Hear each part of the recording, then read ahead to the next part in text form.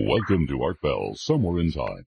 Tonight featuring Coast to Coast AM from June 19th, 1997. I have been doing talk radio now for 13 years in its present incarnation. And I have never seen a period of more high strangeness than you're about to hear recited to you this morning. Whatever is going on in Arizona, it's getting beyond belief.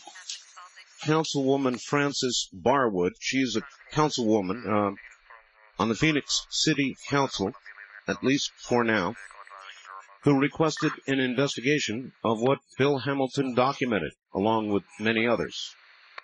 Then that will be followed by Richard Hoagland, who called all this 24 hours before it occurred, and then Whitley Strieber. And there are things going on that are way beyond the pale. So we'll kind of try to let it in some sort of chronological order, if we can. So what I would suggest is two things. One, buckle in. Two, if you have a tape recorder, we love selling tapes, but I'm telling you right now, roll that sucker now.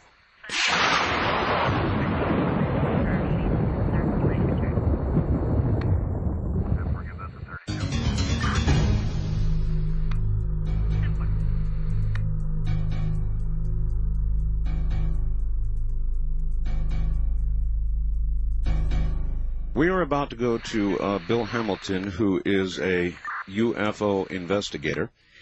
He captured some of the strange footage that you're now seeing nationwide. Strange as that may be, suddenly months after the event, like somebody threw a switch. Here's the quick chronology I've got. June 19th, 1997, about 12:45 p.m. this afternoon. Arizona Governor Fife Symington states he has ordered the Arizona Department of Public Safety to initiate a full investigation of the Phoenix Lights, that's in quotes, event of March 13th, 1997. This event was captured on local TV. The governor's demeanor was dead serious. June 19th, 1997, at 1 o'clock this afternoon, Governor Symington returns to the federal courthouse to continue his trial on federal indictments, fraud, and misrepresentation.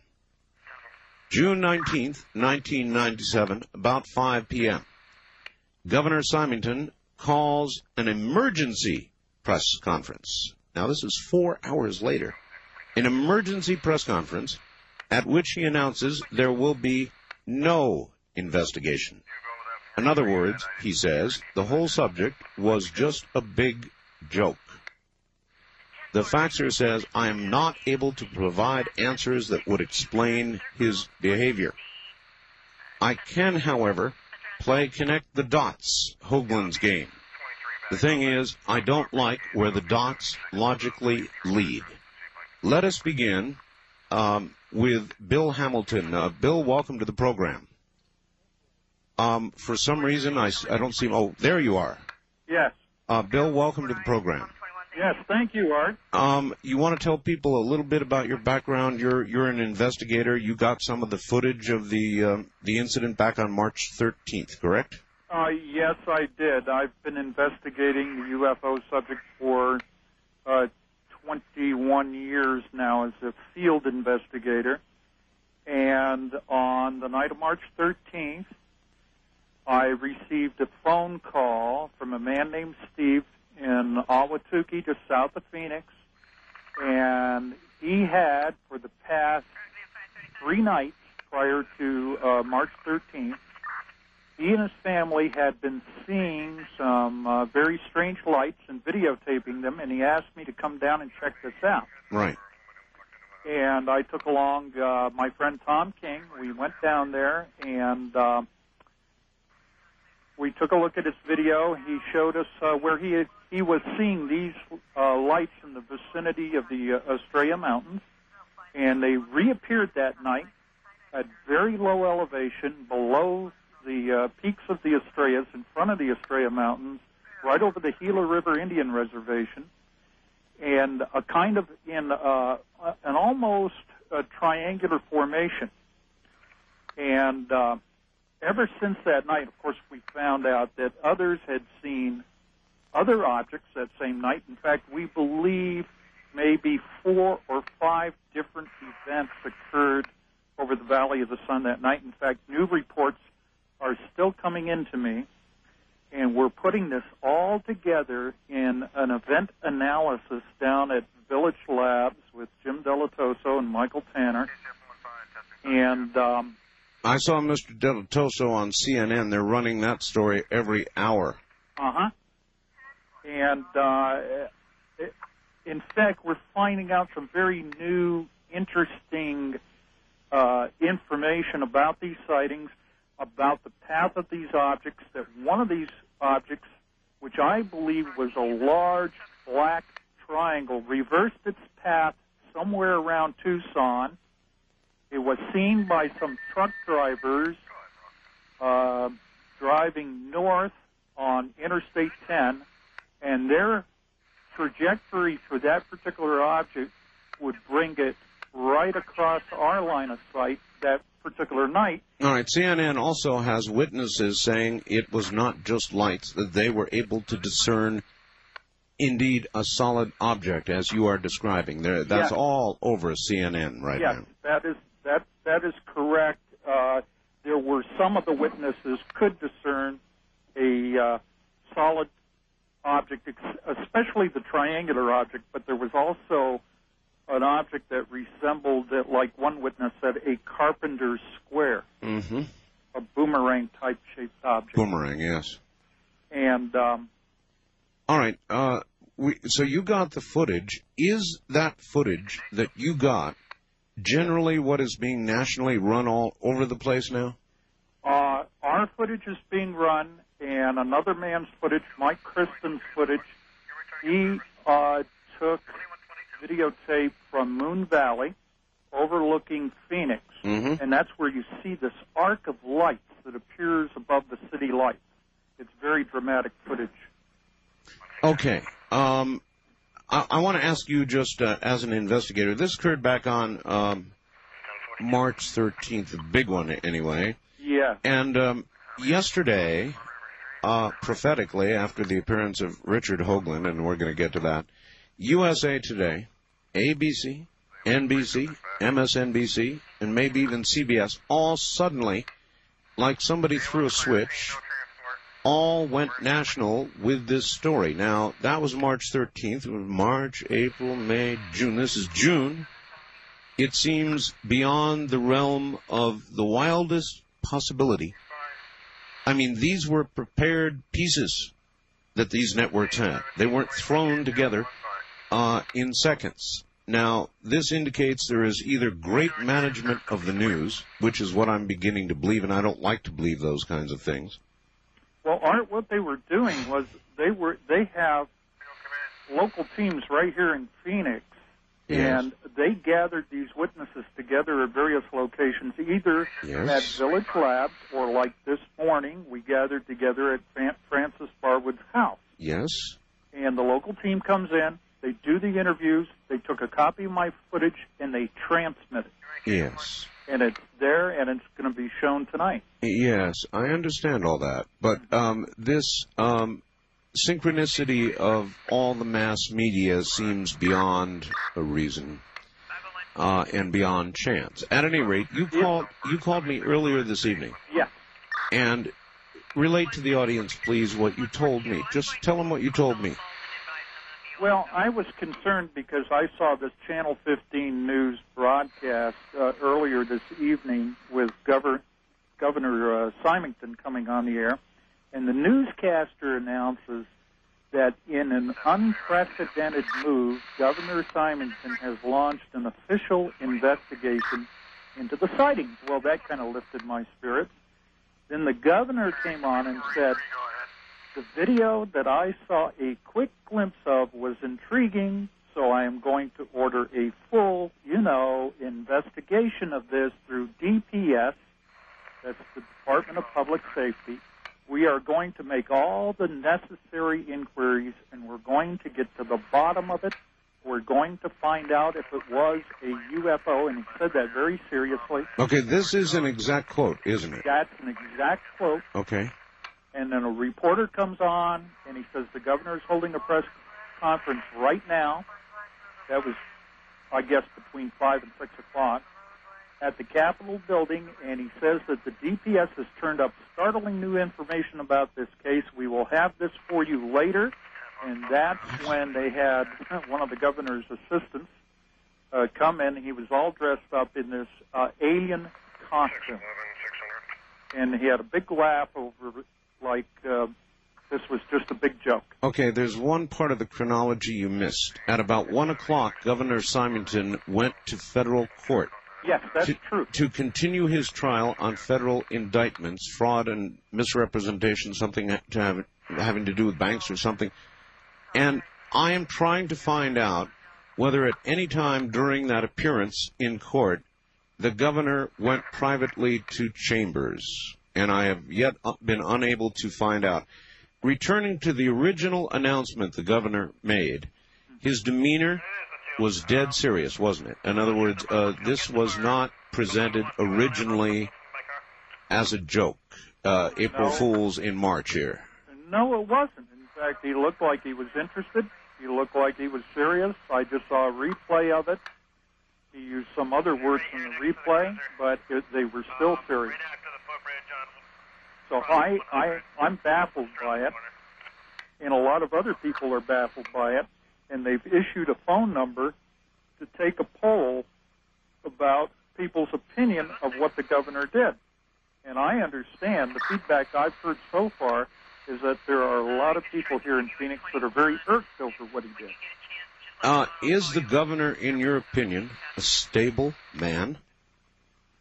Well, I have never seen him behave in this fashion. This seems out of character for him. And I don't know exactly what's going on. We know that the mayor of Phoenix, who is Skip Rimza, has kind of poo-pooed this whole subject. He just kind of ridicules it. Yes, and Frances Barwood along the way. Yeah. Now, we're conducting a serious ongoing investigation. We're talking to, we're having new witnesses come forth who may be a little put off by all of this. We have filed an FOIA request with the FAA, and the request was to seek any and all records, documents, and audio tapes regarding unidentified objects, light flares, or any other unusual airborne phenomenon in the vicinity of Phoenix on that particular night. All right. Hopefully you'll get some sort of a cogent answer to that. But I wouldn't hold my breath if this is as serious as it would appear to be. Now, you said one other thing when you called me earlier. You said that Phoenix has got FBI crawling all over it. Well, we have a report that there are an unusual number of FBI personnel at a particular downtown hotel. And we are, and I got a report from two sources, so we are sending in somebody who's an investigator to check this out even further, to see if we can get an absolute verification on this. I also have, and I hesitate to repeat them. I don't like repeating them, but they make some sort of sense now. I have reports, and I've been getting continuing reports over the Internet and elsewhere, that there are large Army convoys headed for Phoenix. Here's one, for example, that says at dawn on Wednesday, May 28th, a U.S. Army military convoy of more than 100 trucks and other vehicles departed for Phoenix from Fort Huachuca, is it, near Sierra Vista? Huachuca, thank you, near Sierra Vista, Arizona, 70 miles southeast of Tucson. The media were told that, quote, the people have nothing to worry about, end quote, and this high-tech convoy is going to Phoenix for routine communications operations. Were you aware of this report? Yes, I've gotten the same report myself on the Internet, and I'm also checking into that to see. I don't know whether somebody was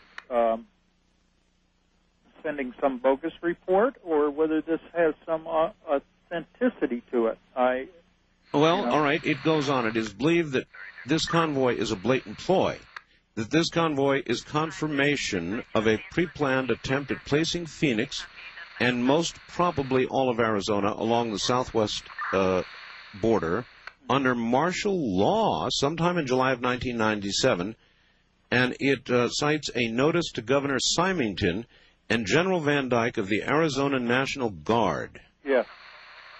So you're aware of all this? I am aware of that, yes, and I am looking into it further because I believe Frances also has the same report because I talked to her about it this morning.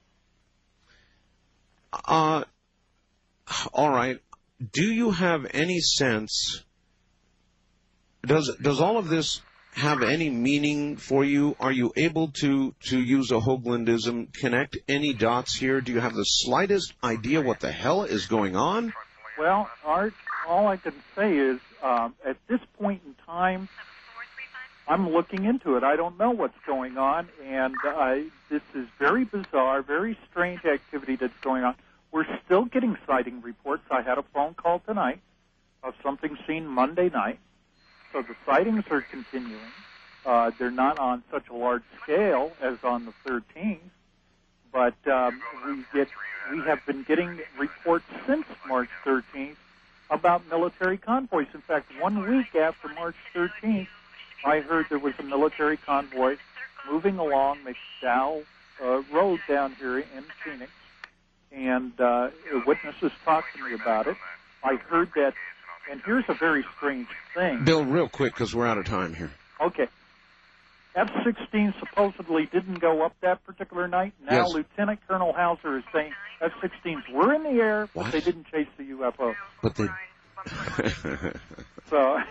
First they said flares, now they say there were no flares in the sky that night, Right. and there was no operation going on in the sky that night. Right. We're not getting any stories straight.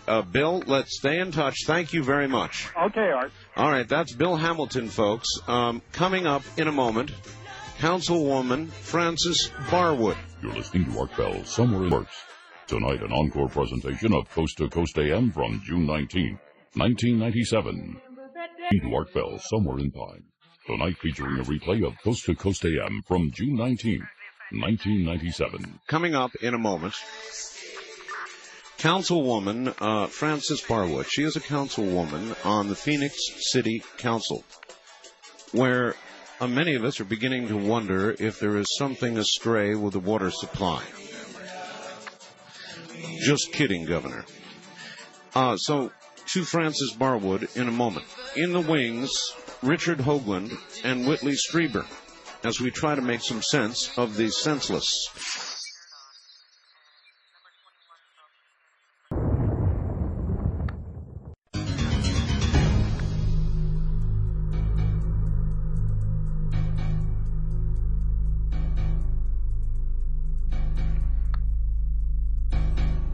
Now, the mystery deepens, and we go to Frances Barwood, councilwoman on the Phoenix City Council. Frances. How are you? Confused? Well, we've got to stop meeting like this, Art. I understand you were on CBS's morning program and also on ABC's Good Morning America. Is that right? Well, no, it was CBS this morning, and then this evening is Hard Copy. Hard Copy. But then some of the others have been on the other show. So it's been kind of, this has been one of the most interesting days that I've had. Okay. Let me read you yet another fax I've got that will set this up. At 12:30 this afternoon, the governor of Arizona called a press conference, said that he's going to call for an official investigation of the lights over Phoenix, said that he was going to get to the bottom of it since it's now making a stir in the media nationwide. At 5 o'clock, he called another conference. This time he said it was all a joke and that the press is taking all of this too seriously. At the conference, he had someone who was all dressed up as an alien. And the faxer simply says, Frances, who in the hell got to him in that 5-hour period? Well, that's kind of an interesting question. I'll tell you, I started getting phone calls a little bit after the press conference, which was carried live on the TV stations, because apparently everybody thought that something had really occurred that he found out about. And the people that started calling me were very upset when they realized it was a joke. And you're in politics, Frances. Yes. He's in politics, and you know Governor Symington's history probably better than the rest of us. How would you characterize this man? Is this a man who would do what he did today? This is really quite out of character for Fife. I've known him for a while, and he is just a kind of a common sense and logic type person. He is not a jokester, and he, is somebody that you can sit down and talk with and will be sincere about things. And unlike the mayor, who you would not characterize as your best friend, Right. you do have had a good relationship with the governor, right? Yes, I have. This was really astonishing.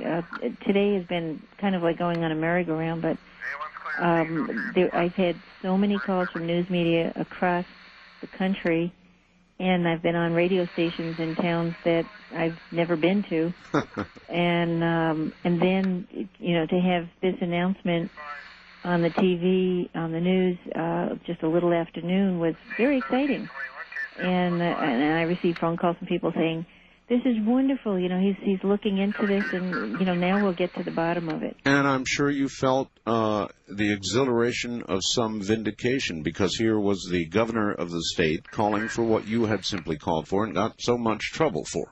That's true. And it was, one of the things that I said was, well, I guess he's really, not afraid, because it seems like everybody else is afraid to deal with this. And then this evening, as we were sitting down grabbing a bite to eat, had the TV on, and they have this live press conference, and here he is saying, they've got this breakthrough, and it was a hoax, and they caught the perpetrator, and out walks this, alien person. And it was like my husband just turned around and he goes, "Oh, brother, it's a joke." And it's kind of the feeling, it's like, how can you joke about something that so many people feel so serious about and are so curious about, whether they've seen it or didn't see it? They know that something happened that night. Okay, I sat and I tried to imagine why the governor, assuming he's stable, would do such a thing, and the only thing I could come up with is he is under federal indictment. Is that correct? That's correct. And in fact made a court appearance. Could it be, Frances, that noting the national publicity surrounding this, and knowing that the Phoenix, in fact Arizona media, if not national, would possibly be reporting on his court appearance, that he could somehow divert the media attention from that court appearance? In other words, could that be a motivation? Well, he's been in court for, I think, about 2 weeks now. And it's been every day, morning session, afternoon session. And it's 23 counts that he's been indicted for. So there's nothing particularly unusual about this day. It was not a day of some resolution or announcement or finality or something. No, and as a matter of fact, the lunch press conference that he had was about another subject, and this was kind of a side issue. And he just said, oh, and by the way, we're going to be looking into these lights that were over the valley. And it was, wow, everybody was like really excited. And then by 5 o'clock, it was, obvious that he had totally changed.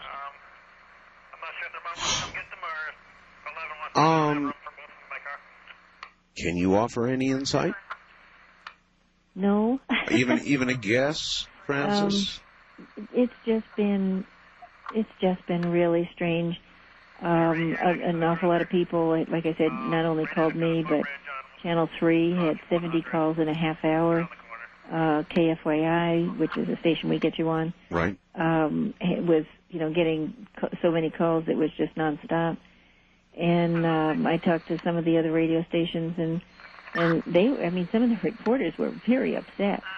And they said, they've been just getting calls in that people are very angry. With regard to the original news conference, the media took it absolutely seriously. In other words, there was no wink and a nod or a little suggestion of a possible joke. So the media reported it as a very serious matter, didn't they? Right. And not only that, but apparently only very few were in on this. It was his chief of staff, his, I think, press secretary, and 2 people from DPS, and the rest of his staff and the rest of DPS did not know about it at all. And they had taken this also very seriously. And on television tonight, they said that there were several people in DPS who are very angry that, they wasted their time and effort thinking that they were going to be investigating this, and then to have it be just a joke. Can you confirm that even the tight circle around the governor knew that the original announcement was a joke?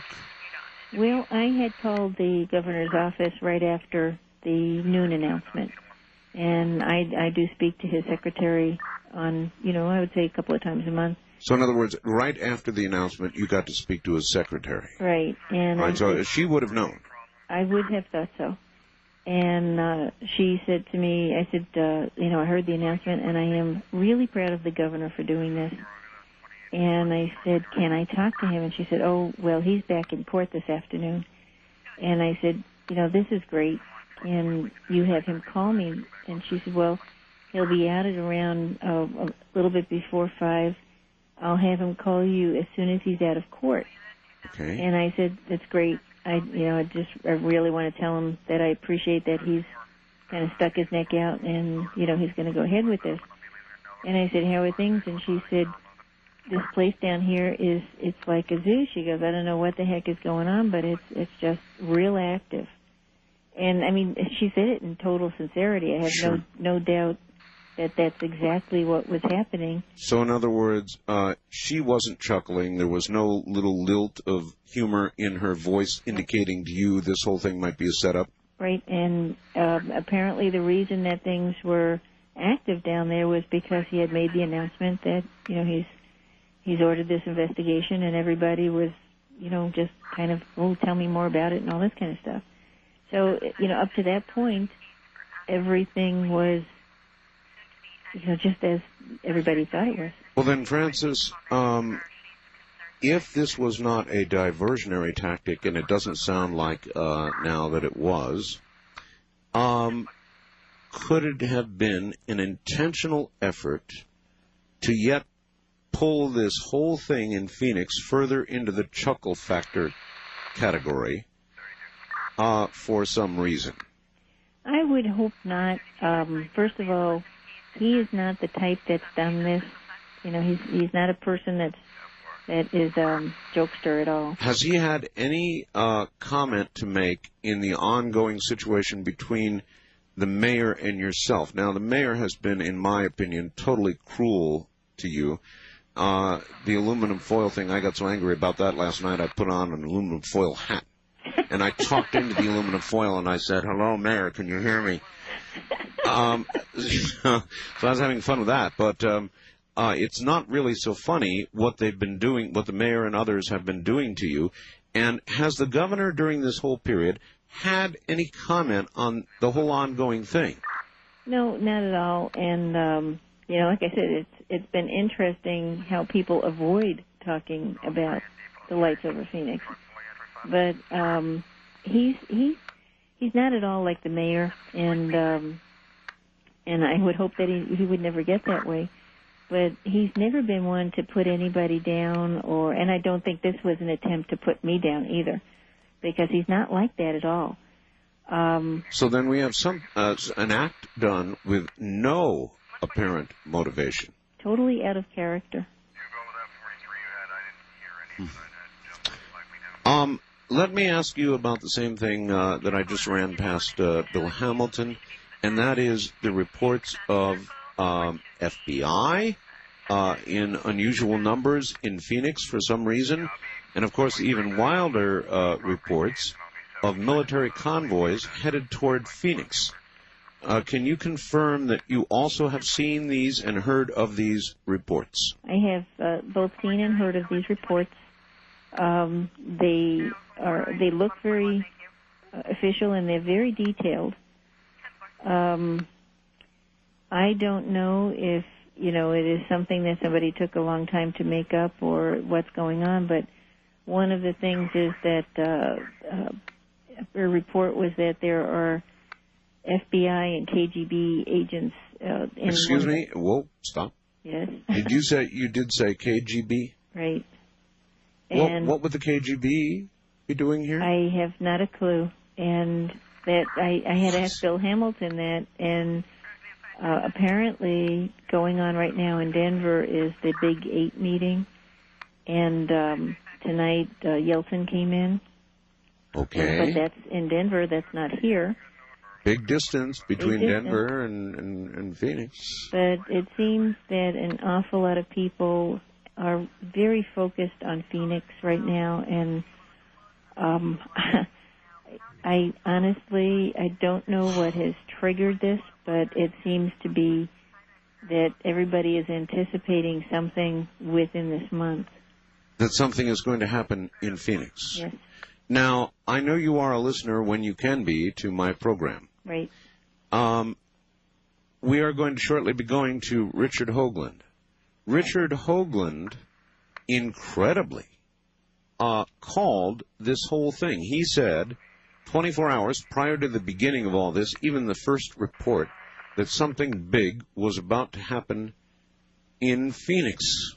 Mm-hmm. Did you hear? You heard part of that, didn't you? Yes, and I talked to Richard earlier tonight, and I'll tell you, it's getting pretty creepy. It's absolutely fascinating, and it's kind of waiting for all the puzzle pieces to fit. Politically, now I know you are still, I guess the recall is going forward. You're being recalled. Well, they're trying. It gets kind of interesting because you know that right after the article appeared in the paper, the recall that had been put on hold was activated again, like 2 days later. So it's now activated again? Well, then it was challenged back in court, and then it was kind of on hold, and last Friday the 13th, the judge decided that even though the signatures were invalid... Wait a minute. There were invalid signatures on the recall petition? Right. In other words, signatures they could not verify as being on voter rolls, that kind of thing? Well, they were some were crossed out and some were not notarized, and that normally would be thrown out, but he said that our city clerk did the right thing by saying that they should not be considered. However, he was going to allow them.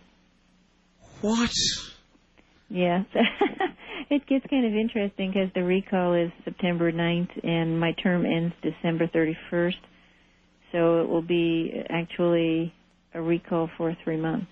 Why would they be going to all of this effort, in your estimation, to recall you when you're not going to be there anyway? I guess there's some people that really would not like to have me there. It's interesting. It is just interesting. I mean, I know it sounds ridiculous, and I only half mean it, but is there something in the water there? What's going on in Arizona, in Phoenix? Well, there's definitely something in the air, but I don't know. This has been so strange these last few days. It's like we're on an accelerated path. A lot of people now regard you as a very brave individual. Is there anything people can do to help you? I mean, would you like to have them call City Hall, have a discussion, write to the mayor, do something, anything? In other words, I see you that way myself. You were out front before anybody else got started on this. All you did was say, I mean, we've all seen it now, thank heavens. For whatever reason, they've been running this footage. There's another thing. Do you have any sense of how something that happened on March 13th, April, May, and now June, could suddenly be run by all of the national media all at once like this? Any idea how that could happen? Well, they probably have decided that, they didn't want to be beat out by the other ones, I guess, because I think we've heard from every single station in existence. Yeah, but these reports that all ran at once, these were prepared reports. They weren't just thrown together at the last moment. I watched NBC Brokaw's report. ABC's was even more extensive. It takes time to do a report like that. Now, other people are saying, well, the USA Today led them. That's, in my opinion, totally impossible. They only would have had hours, not enough time. It just cannot explain the synchronicity of everybody doing it at once, a rather obscure story, all of a sudden blown up. It is interesting, isn't it? It just all hit the same day. I can't explain it other than, maybe there is something significant about this week or... Maybe there is for Phoenix. It's like somebody threw a switch. Again, a final question because we're running out of time. Is there anything people can do to help you? I would say, definitely write to the mayor or call the mayor or fax him or email him and tell him, to investigate this. But also the congressmen, the senators of the state of Arizona, not to be afraid. And to find out what the heck went on. All right, in other words, get a spine out there. Yeah, kind of. Get a clue. Don't be a wimp, right? Frances, thank you. Stay tuned. Richard Hoagland is coming up. Thank you. You're listening to Art Bell, Somewhere in Time. Tonight featuring a replay of Coast to Coast AM from June 19, 1997.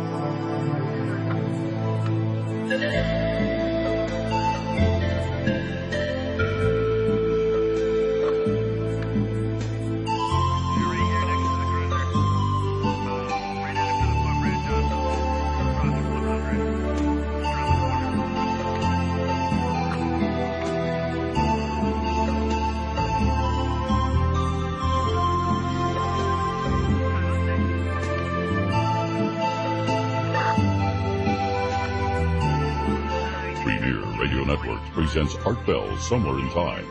Tonight's program originally aired June 19, 1997. Top of the morning, everybody. For those of you who missed the first hour, I'm sorry. You missed quite a bit. Bill Hamilton filled the first half hour. The investigator who took photographs of the lights over Phoenix, commenting on the lights, on the reports, on the occurrences of the day. An occurrence where the governor of Arizona came out in a serious, very deadpan, serious manner and said it was time for an investigation of what went on over Phoenix. Then he went into court to face charges that he has been facing for some time, and at about 5 o'clock came out and called, quote, an emergency press conference in which he said it's all a joke and trotted out one of his press people dressed as an alien to add to the joke part of it. I just received a fax saying, Art, as much as I enjoy your show, it enrages me beyond measure that you trash Fife Symington's reputation with a statement like, is he stable? Well, it was not a statement, it was a question, and I meant it. I have nothing against Fife Symington. I've always had a lot of respect for him, but I think it is a reasonable question under the circumstances. It does not seem a stable action. And it does not seem, Bob Mohan, I know Bob at KFYI, who says, Holy Father in heaven, deliver me from the humorless people. That kind of humor, after this kind of story, with people like Councilwoman Frances Barwood being trashed by the mayor of Phoenix, there's just not a whole lot of humor around this whole thing right now. So I can't imagine that he would do that.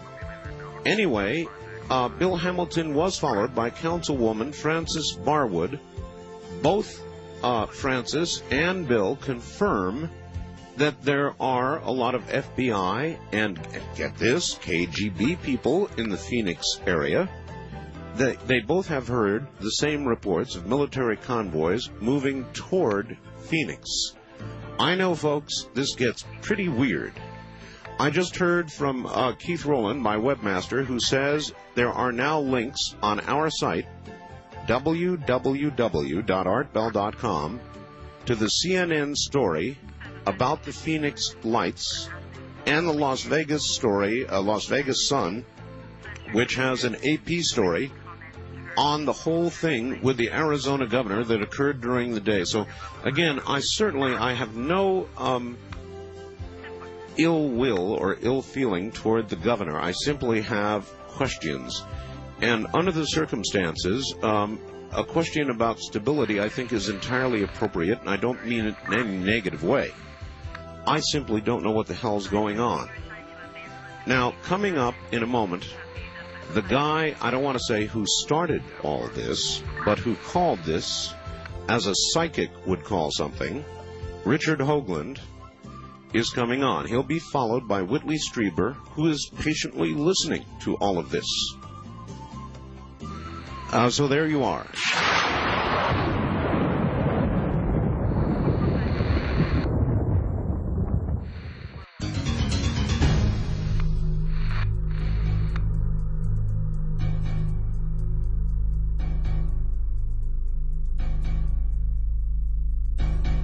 By the way, I would like to again stress on behalf of Councilwoman Frances Barwood, who has been fantastic through all of this and merely requested an investigation in the beginning, that all of you flood City Hall with requests that the investigation actually be conducted and that they lay off Frances Barwood. On her behalf, I would like to request that you do that wherever you are in the nation. If you have seen the lights with your own eyes, seen the light, so to speak, then would you not, if you were in Phoenix, want that investigated? All right, now we move to the man who 24 hours before all of this began appeared to call it as a psychic would call something. Now, he, of course, is going to object to that, because he says there is pure science behind how he knew what was about to happen. And by the way, he thinks he knows more of what's going to happen. Richard C. Hoagland. But the following facts, and it probably should set things up fairly well. It comes from, I think, Dean in Honolulu, Hawaii. Art. The putrescent smell of control, finger snapping, sound effect added, and 3 TV networks and 1 major newspaper simultaneously giving coverage to the Phoenix phenomena reaches far and wide, even out here in the Pacific.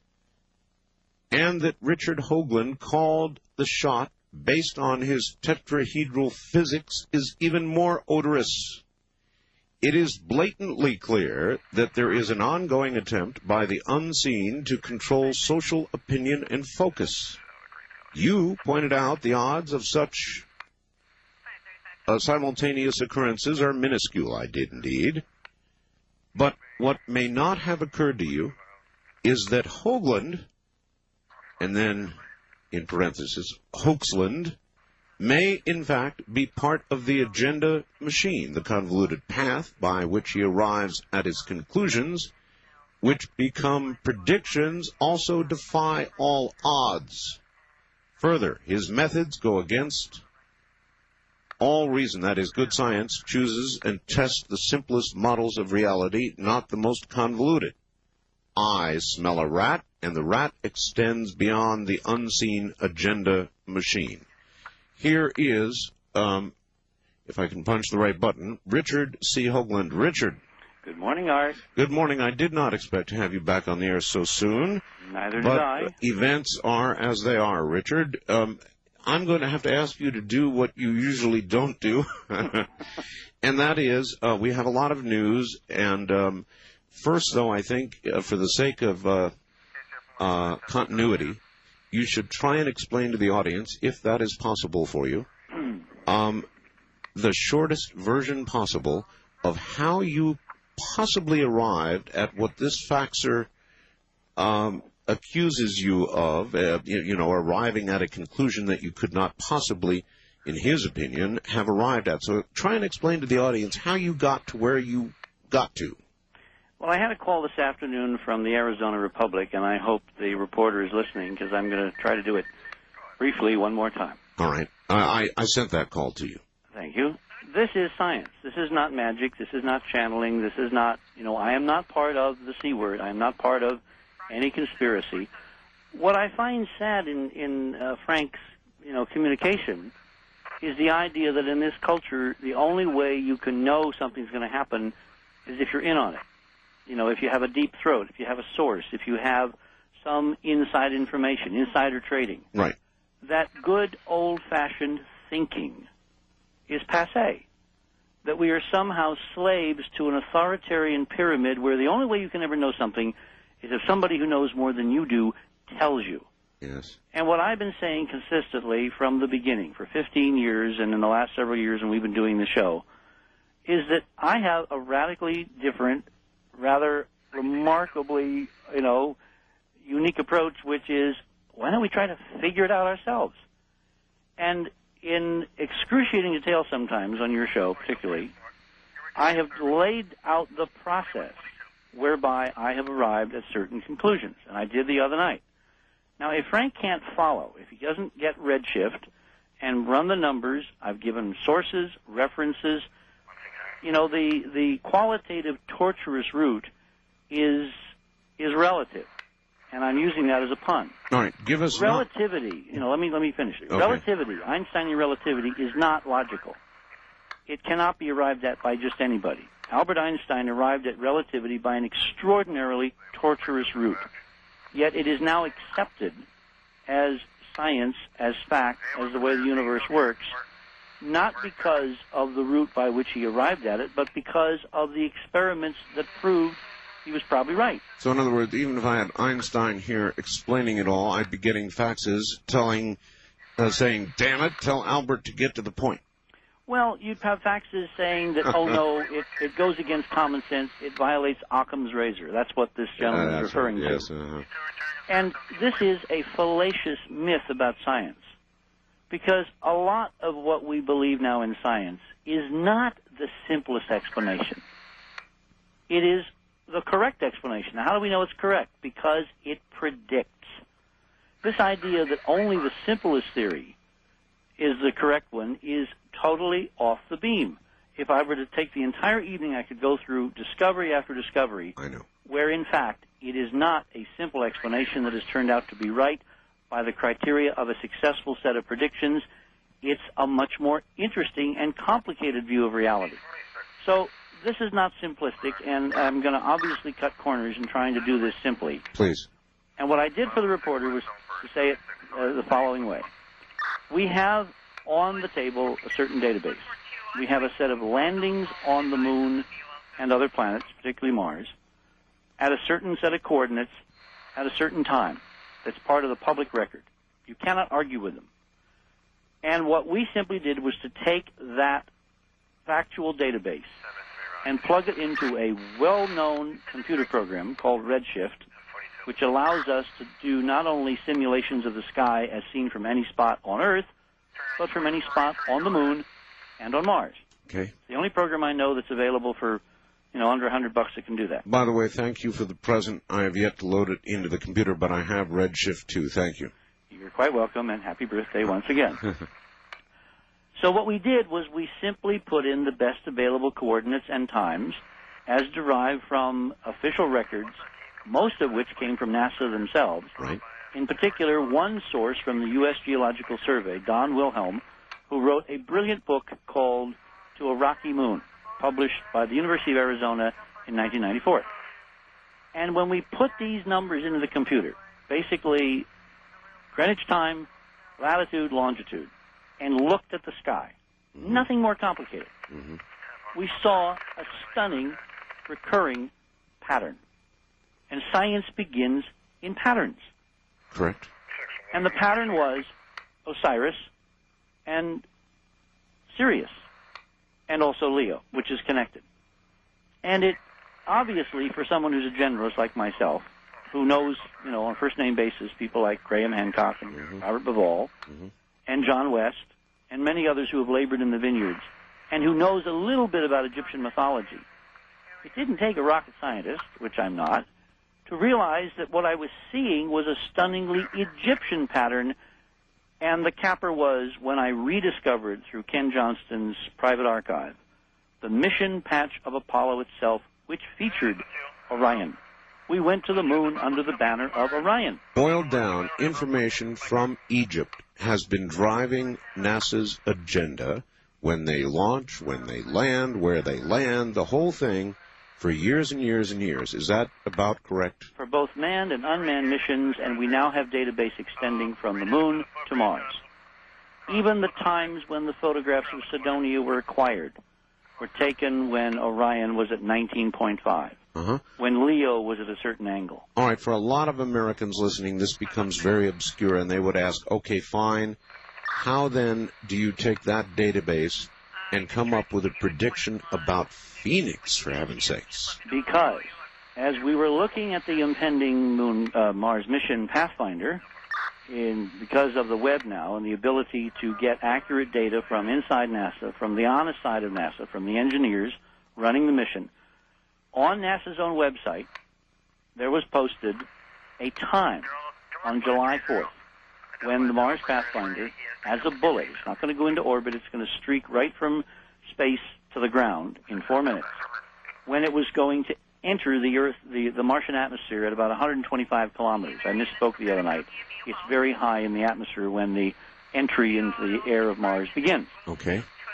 And so I ran the computer program, which had turned out this stunningly Egyptian mythological pattern for the Pathfinder landing on July 4th at entry interface of 16:50:51 Greenwich Mean Time. Okay. That's 4:50:51 in the afternoon in Greenwich. Right. And nothing fit.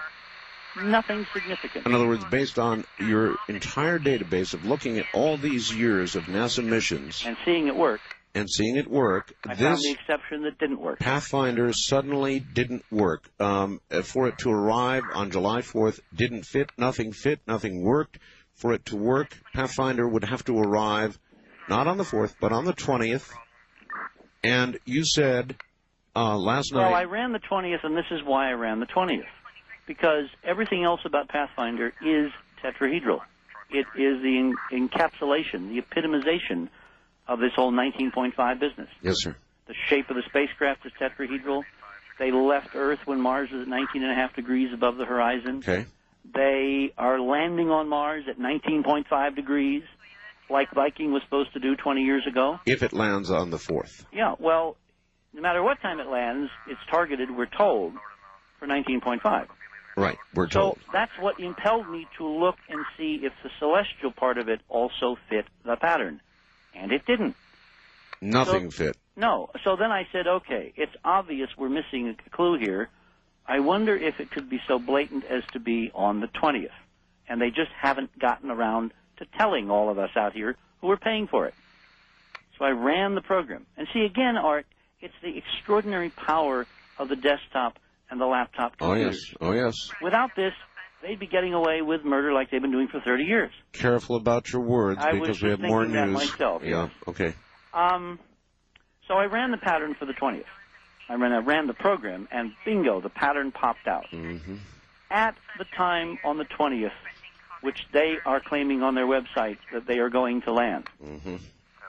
Not only is Orion at 19.5 on Mars that evening, but a little bit away, several hundred miles around the planet, at Cydonia, Leo is dead set on the meridian with the face, the Martian Sphinx, looking at its counterpart in the Martian sky. Mm-hmm. And simultaneously on the moon, at Tranquility, the hallmark of the first landing on July 20th back in '69, after umpteen revolutions and precessions and nutations, because these bodies are rolling and pitching like ships in a high sea in 3 dimensions, Sure. Art. This is not a static universe. It's a constantly moving set of spinning little objects. Understood. So to get at a certain place in time on 3 separate worlds and have everything fit, bingo, is overwhelmingly impossible. Not arcane, not torturous, just impossible. Impossible. So, but the computer popped out Orion 19.5 degrees over the horizon of Tranquility next to the vacant landing site of Apollo 11. Mm-hmm. And because of March 13th and the events over Phoenix, yes, lost in dim memory now, except for a spate of news coverage in the last 24 hours, I said, I wonder about Phoenix. And that, of course, got me thinking about the meaning of Phoenix, which, of course, suddenly, you get hit between the eyes. For God's sake, Phoenix is one of 2 American cities which are tied in to this whole Egyptian mythos. Do you know the other one? Washington, D.C.? No. No? Memphis, Tennessee. Memphis? No kidding. Okay. I would have said Washington, federalized in the way that you have explained to me Phoenix had. No, I'm talking mythologically and symbolically. All right. Memphis, Well, of course, after Memphis in Egypt. I don't want to get too far out because we're going to lose people, Richard. So the Phoenix connection is hit you between the eyes. The Phoenix is the encapsulation of the whole Egyptian mythos. Osiris, Orion, represents reincarnation. The Phoenix represents reincarnation. Mm-hmm. The new born from the old. The new born from the ashes of the old. So I'm looking at Phoenix, and I'm looking at this Egyptian connection, and I thought, my God, what if I ran the stars over Phoenix? And I put them in the computer, and not only do they work precisely for the 20th of July of this year, they also work going back to the first landing on the moon. All right, hold it tight right there. We'll be right back. York Bell, Somewhere in Time on Premier Radio Networks. Tonight, an encore presentation of Coast to Coast AM from June 19, 1997. You're listening to York Bell, Somewhere in Time on Premier Radio Networks. Tonight, an encore presentation of Coast to Coast AM from June 19, 1997. And I have a variety of guests this morning lined up for you. Richard Hoagland presently, and we're going to try to get this wrapped up shortly. And there's a big shot coming toward the end of this, so prepare yourself. And then comes Whitley Strieber with yet another shock. Hoagland, Richard, we've got to get this done quickly. Basically, you have explained the connection, years of work, literally, of plotting this, computer projections, and the fact is, the Pathfinder has got to land not on the 4th, because it's all wrong, but on the 20th. So, based on that, you made several predictions. One, that Pathfinder would, in the next few days, be lost, and then suddenly magically found again, but there would be a new date for the landing, which would then be the 20th, not the 4th, and it would not be where they originally wanted to land, but instead, Cydonia. That's basically correct. See, the problem is, how do you get from here to there? And one scenario is they have to lose it and then discover it too late to correct a problem, so their backup is, well, everybody wants to go to Cydonia, Donna Shirley, who's the program manager at JPL, said at the launch that even if we just get it down there, it's a success. So politically, that appeared to be a reasonable scenario to satisfy the numbers, the pattern. What's important, Art, is this is an extraordinary plan, which is literally decades in the making. When you talk to aerospace engineers, as we have, when you have people like Marv Zarnik, who was a former NASA, employee of the year, won awards from NASA, McDonnell Douglas engineer. I think he's listening tonight. In and out of Houston, a blue ribbon member of the elite team that got us to the moon. When you present him with this data, which I did several months ago in St. Louis, and he literally has his jaw fall on the floor as part of the flight team that did the calculations for orbit, for rendezvous, for lunar landing, part of the program since before Mercury, and he affirms, and colleagues of his caliber, that there's no way this pattern can exist unless it was an unwritten prime directive, the most important thing on the runway, and everything else flowed from it. You're onto something. All right, so you didn't channel this. It's good, hard science. With the availability of modern democratized technology, thank God for Bill Gates, and computer programs like Redshift. All right, and so based on that, you predicted that something was going to occur in Phoenix, and by God, within 24 hours, all hell has broken loose. And the reason is there is an inexplicable but ineluctable connection. All right, in now the stellar pattern between Phoenix and Mars and Cydonia. And at this point, you suspect more will occur in Phoenix. We talked privately about it. I think it's better not aired. What do you think? Well, let's just say that I would like an awful lot of people crawling all over the story and asking why all the weirdness.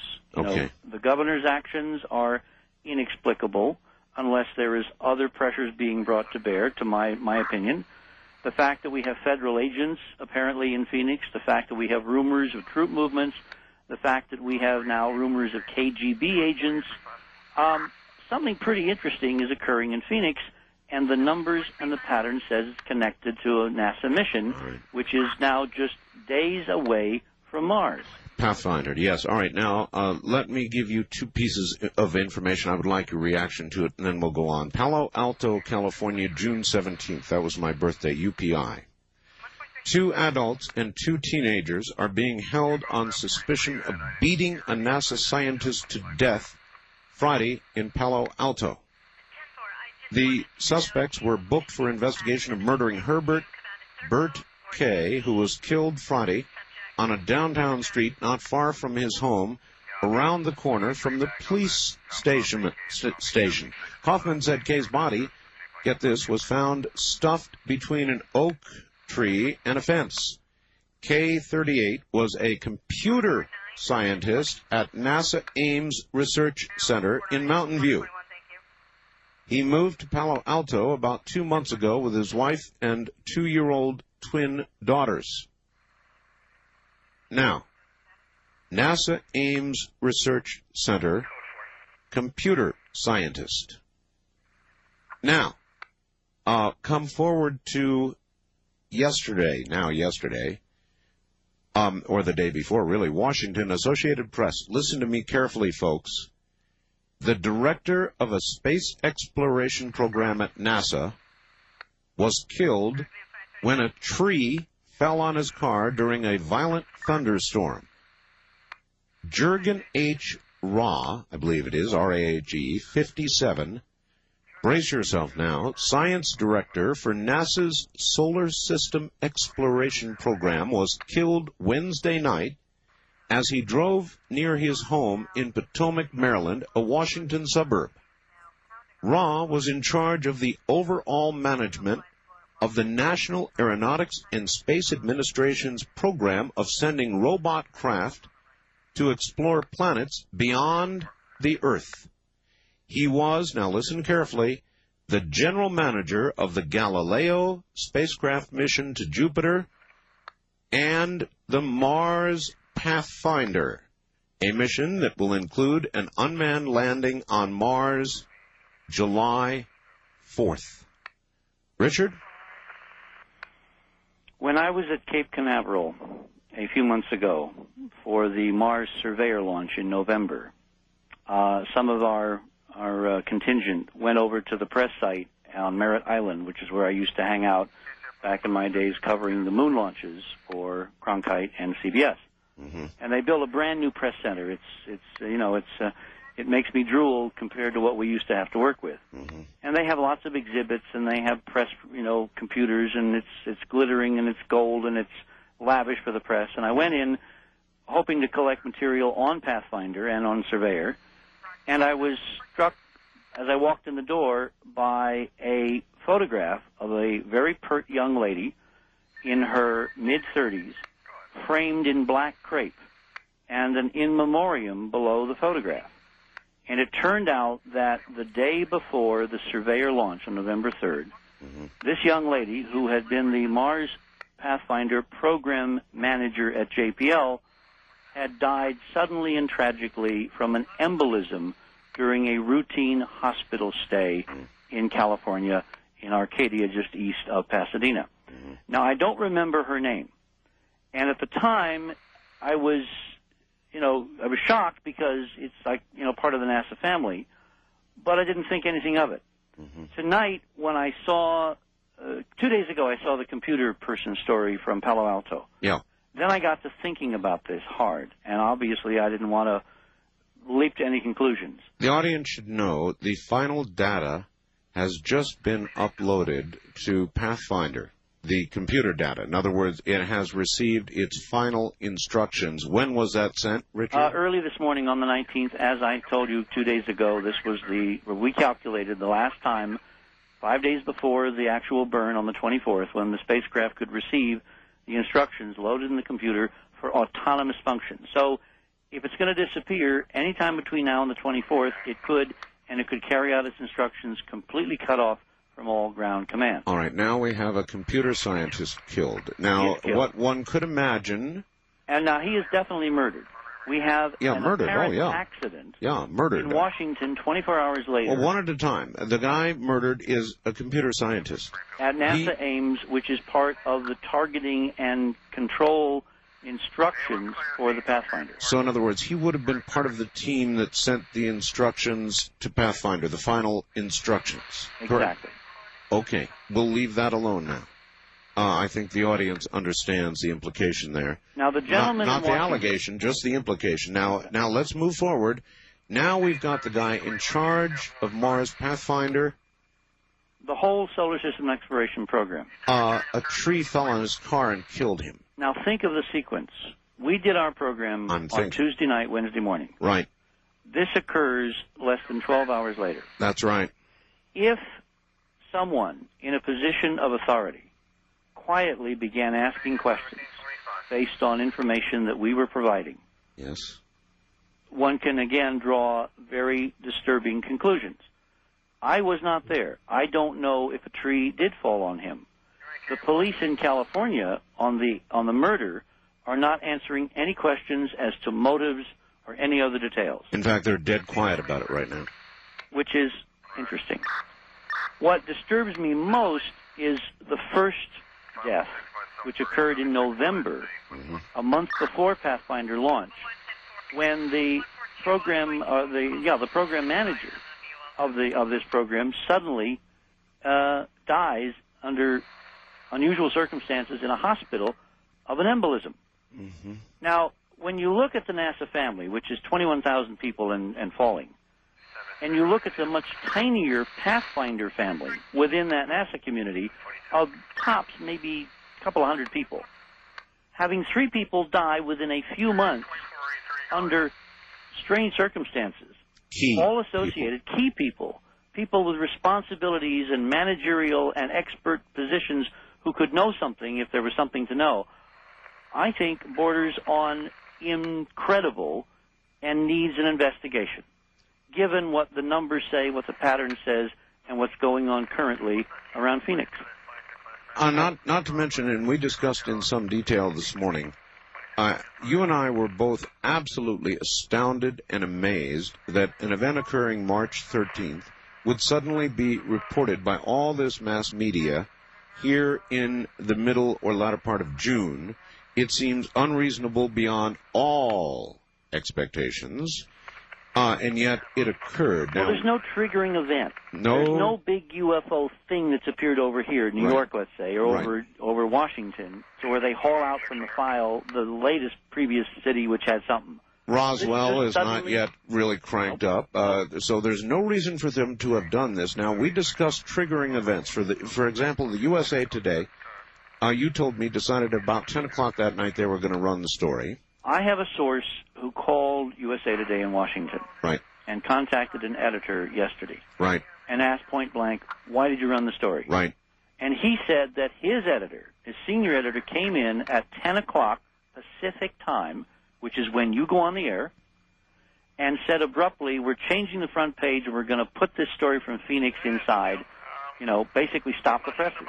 All right. The USA Today newspaper is a good newspaper, but it is not of the caliber of the Washington Post or the New York Times, which one could imagine would drive the network's agenda to follow themselves with a story. Plus the fact that the networks ran stories that obviously had been prepared in advance. Having worked with Cronkite, I can tell you how much effort it goes in to prepare the caliber of stories we saw on Brokaw and Jennings that night. And you don't do it in a couple hours. And continue to run, by the way, to this very hour on CNN, hour after hour after hour. So it is reasonable to conclude that somebody said, now. Is it reasonable, Richard? It's very reasonable. Again, the most disturbing part of this is the body count is climbing. Mm-hmm. And I have a very simple recommendation, which I hope America is going to listen very carefully to and please follow. Frances Barwood said last night, she affirmed that Ted Koppel is seriously considering an investigation of the Phoenix Lights. Yes.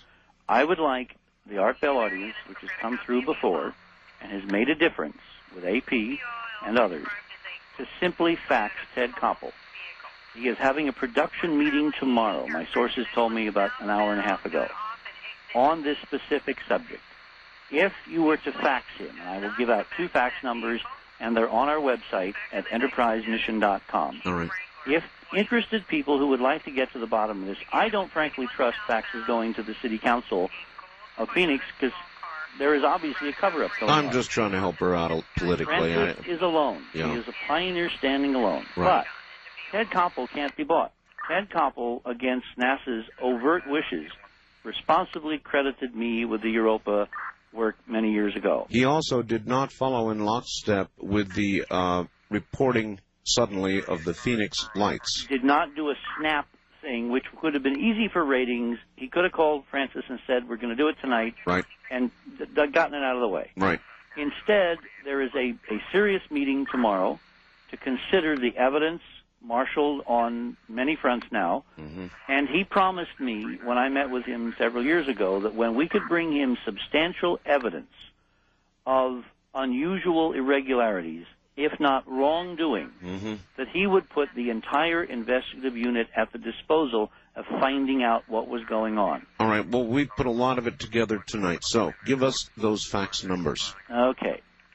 The numbers are ABC 202-222-7976. This is a direct fax into the Nightline unit in Washington, D.C. All right. 202-222-7976. In other words, urge Mr. Koppel to have Ms. Barwood on. And to put the kind of investigative resources behind the governor's statements, the stonewalling on the part of the city, the Air Force actions, yes, the senatorial dismissals in terms of the letters that she sent that got put in the round file, yep, and the possible connection to the NASA Mars story with 3 key players suddenly dead in 9 months. All right, the second fax number. 202-222-7680. That's 202-222-7680. I believe that if enough people simply say that you can be the arbiter of honesty in this situation, conduct an appropriate investigation, and when you present the facts, we'll believe you because you have a track record of doing this, I think Ted will respond. All right. Richard, I appreciate your coming on tonight. I know you weren't necessarily prepared to do it, but events propelled it, and I appreciate your coming on. Well, we have additional information, which, as you know, I need more time to present. We're doing a very intensive historical search now on the origin and founding of Phoenix and connections to Washington to President Ulysses Grant. We've turned up some pretty interesting things that are consistent with this Masonic pattern in NASA. Allow us to get into detail next week on that. At the moment, I've got to scoot, but you have done yourself proud. Thank you, Richard. Well, I can't wait to hear what Whitley's going to think of all of this. Coming up next, right. Thank you, Richard, and good night. Thanks, Art. I'm Art Bell. As the worm continues to turn, coming next from San Antonio, Texas, Whitley Strieber. As the old expression goes, don't touch that dial. You're listening to Art Bell, Somewhere in Time. Tonight featuring a replay of Coast to Coast AM from June 19th, 1997. As the old expression goes, don't touch that dial. You're listening to Art Bell, Somewhere in Time. Tonight featuring a replay of Coast to Coast AM from June 19th, 1997. Listening to Art Bell, Somewhere in Time. Tonight featuring a replay of Coast to Coast AM from June 19th, 1997. Good morning. If you're just joining us, what you have missed is Bill Hamilton, the investigator, who took the original photographs of the lights over Phoenix, or at least some of them, and a description of a very bizarre day in Arizona, one in which the governor of the state called for an investigation, seriously so, went into a courtroom where he was facing federal charges, came out, called an emergency news conference, and said it was all a joke. We followed that then with Councilwoman Frances Barwood, and she gave us her reaction to all of that, as well as the rumors of military activity and the strange occurrences in Phoenix. Then she was followed by Richard Hoagland, who is under suspicion by many people now of knowing something that he could not have known simply because he called it all and said, watch Phoenix, something is about to happen. And it sure as hell did. Coming up in a moment, Whitley Strieber. I do have, however, one comment that is kind of off track from all of this, but I want to make it. It will be perceived by many that I am making this because of past anger over what has been done to me by a certain cartoonist named Steve Benson, who is a syndicated cartoonist in Phoenix. Now, yesterday during the program, somebody called up Mr. Benson that appeared in the Arizona Republic newspaper. Mr. Benson used that now very famous, I guess that's the right word, tragic photograph of the fireman holding the dead child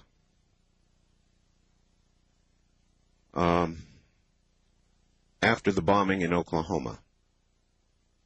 It's one of those benchmark photographs, you know, that generations to come will see to mark that tragedy. And as you know, Mr. McVeigh has been sentenced to death in connection with that bombing. Mr. Benson apparently is an anti-death penalty person, and so he took that cartoon, and I'm paraphrasing because I don't have it in front of me, but roughly he put captions above the baby and above the fireman, and the baby was saying something like, haven't enough died already. Haven't enough died. And the fireman looking down at the baby, you've seen the photograph, almost everybody in America has. The fireman is captioned as saying, stop your whining. This is, in my opinion, the most insensitive, outrageous, horrendous example of a man who is clueless. And I think there should be a Flush Benson campaign. And I mean Flush Benson campaign. And I would urge everybody who was offended by that cartoon to call the Arizona Republic tomorrow morning and suggest exactly that Benson be flushed. We don't need this kind of thing. And I just can't imagine where this clueless man is coming from. He was interviewed on CNN. As a matter of fact, they're running a story on it since we had it yesterday morning. They're running a story on it on CNN today. And Benson does his usual silly little dance of suggesting that why it doesn't mean necessarily in an editorial cartoon what it seems to mean. BS, Mr. Benson. It obviously means exactly what you intended it to mean. And it was hurtful. They interviewed the mother of that child. They interviewed people who had seen the cartoon, really wrong name for that tragic depiction. And as far as I'm concerned, Mr. Benson ought to be gone. And when Mr. Benson did a cartoon of me, as implicating me as one of the ones that caused the explosion at the Oklahoma Federal Building, Monroe Federal Building, I had him on the air. And he talked extensively about the First Amendment. And he's right. There is a First Amendment. But, Mr. Benson, the First Amendment cuts both ways. I'm a public person, and you're a public person. And, Mr. Benson, I would like to see you fade quickly into obscurity, flushed. And I would hope that all of the people out there that are offended by that disgusting, disgusting cartoon will call the Arizona Republic, urging them to flush you, Mr. Benson. Incidentally, having said that, well, as a matter of fact, let me pause, because I just wanted to get that off my chest. I just couldn't believe he did that. So that's off my chest. And in a moment, we're going to Whitley Strieber, who has been listening to all of this patiently, very patiently, in San Antonio. And I'm sure has comments and, no doubt, an emotional reaction.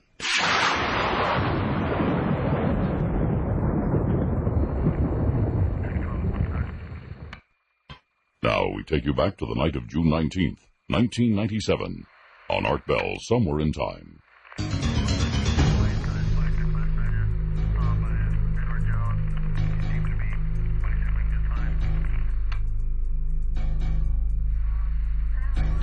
From Sean in Yucca Valley.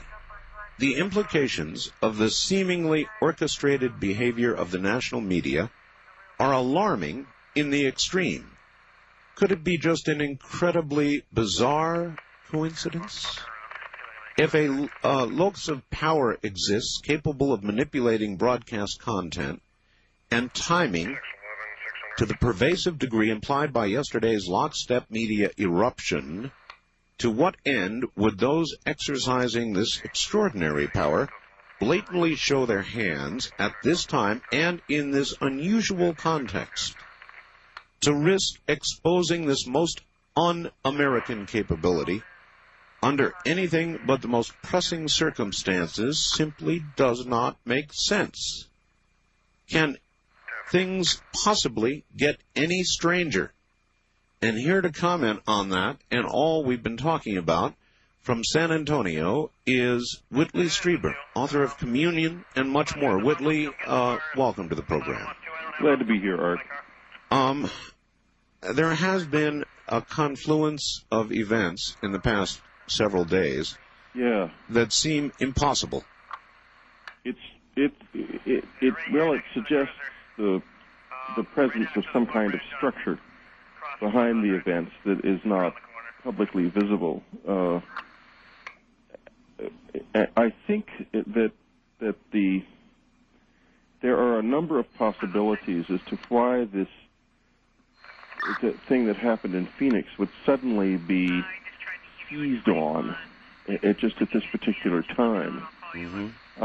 Recalling that events like this are not uncommon in the world. I mean, what happened in Phoenix was by no means the most extraordinary UFO sighting in history. No, it was one of the bigger ones, but not the biggest. Yeah. In terms of the modern United States, I think it probably is because of the degree to which it was photographed and the number of people who saw it.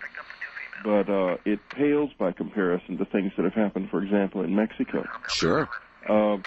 As a matter of fact, I was talking to somebody, Lee and Britt Elders, and the Mexican equivalent of the anchor for 2020, and he said, did you know that there had been an actual collision and damage between a UFO and a commercial Mexican aircraft? Oh, yes, I was aware of that. An actual collision and many, many close encounters. Many close encounters. Pilots were quite disturbed about it for a period of time because of the fact that some of them also had to take evasive maneuvers at times. Yes, to avoid collision. But anyway, why would they? It's hard to believe that there is not some kind of orchestration going with this. It could be just that USA Today put the story up and the others realized they had some file footage and they ran to use it too because they knew they would get good ratings. They all love a UFO story. Yes, I know, but they came up with interviews from people in Phoenix on the street during the daylight hours. Whitley, I can't buy it. They could not have put it together that quickly. I had an example of this in my own writing career when I published Breakthrough. 2 weeks before the publication of Breakthrough, Parade magazine, which is very widely circulated, as you know, Sunday magazine, suddenly came out with, in its celebrity section, a story to the effect that I had admitted that I had temporal lobe epilepsy. Really? 2 weeks before the publication of the book, and it hurt the book. It must have hurt the book a great deal. They had not mentioned me before in Parade magazine, I don't think ever. The story, of course, was totally false. I published in Transformation detailed results of the medical tests I took proving I did not have that disease. I never said I had it. I never implied I had it at any time.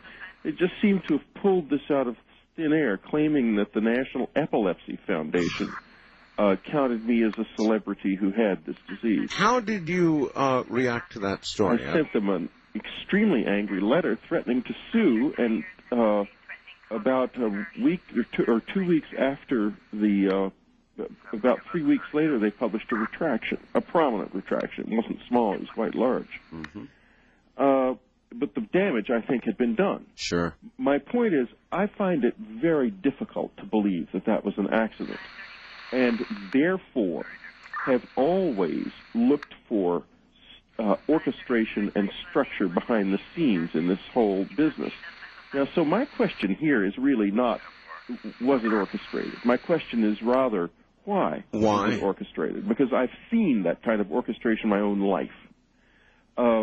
One possibility that no one has mentioned, and Richard's incredibly fascinating conversation with you, by the way. I was absolutely amazed by his ideas. I'm telling you, if he's right, he goes up there with Moses and the other prophets. I know. And if he's wrong, it was a very, very interesting try.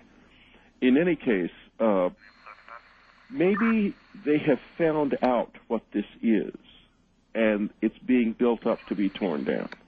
Or they think that they can convince the public, like they did with the crop circles some years ago when they had that ridiculous business of Doug and Dave marching around with boards on their feet. Yes, and chains, yes. You know, that ended the coverage of crop circles in the United States permanently.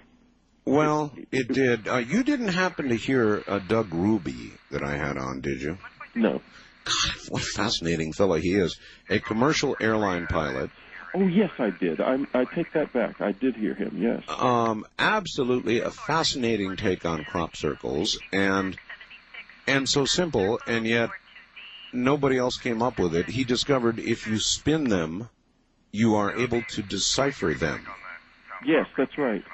God, that was absolutely fascinating. Yeah, and I meant to have a whole collection of crop circle photographs, and I was meaning to get them spinning, and I have never not done it yet. It's interesting. It's fascinating. Again, referencing the deaths, one obviously a murder of a NASA scientist, computer scientist, and the other ostensibly said to be an accident with a tree falling on the fellow who had overall management responsibility for Mars Pathfinder and more, all robot craft exploring beyond Earth. If you imagine the worst, Whitley, it's enough to reduce you to tears. Could it be? Well,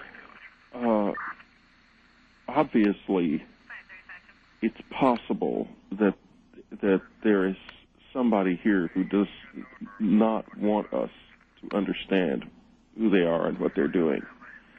In which case, we would then view the efforts that are made to get the sort of halting efforts that are made to reveal things, such as what I think is going to happen shortly with regard to Roswell and some more Air Force disclosures. Yeah, we're going to get, wait till you folks hear what's going on with Roswell. Yeah, get ready to drop your teeth. Yeah, drop Anyway, it can be read as an attempt on the part of a trapped government to squeeze what information it can out.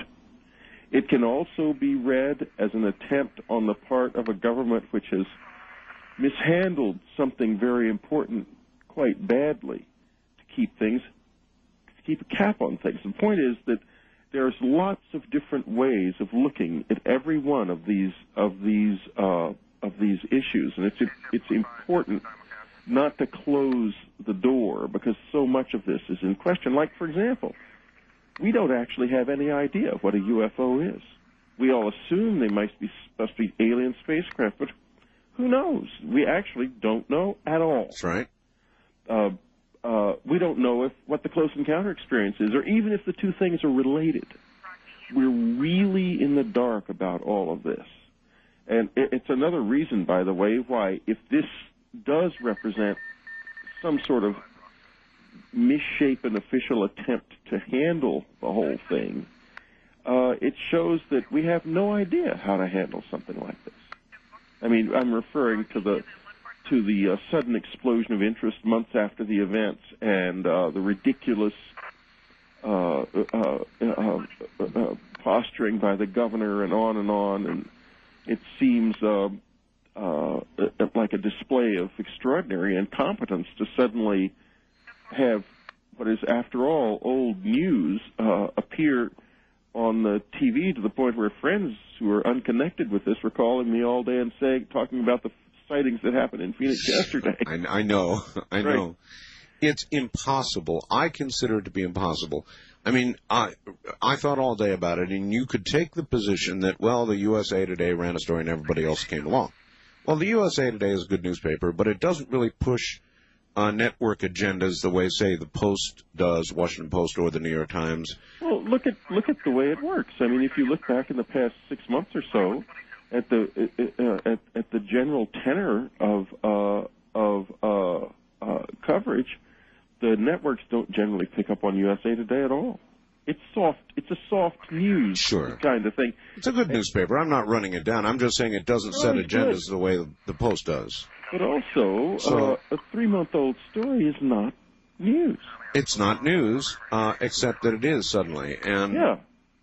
So I am convinced, and again, when you begin sort of ruminating about the implications of this kind of managed news, it's, again, almost enough to reduce you to tears because we're supposed to have a free, open press. Well, it suggests orchestration by powers that are able to supersede that freedom, quite clearly. Now, I watched during the Rancho Santa Fe business the way the press handled things, and I learned, Whitley, that the press will tell a story the way they want to tell it, and God help anybody who gets in the way with facts. They don't want to hear them.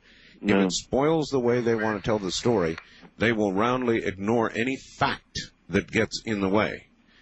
That's bad enough, but to imagine that there's somebody out there capable of snapping their fingers and causing coverage for some as yet unknown reason of an event in Phoenix is just, it's horrendous, and yet I cannot come to any other conclusion. I can't. There was no triggering event, except maybe Roswell, but I mean, we're not there yet.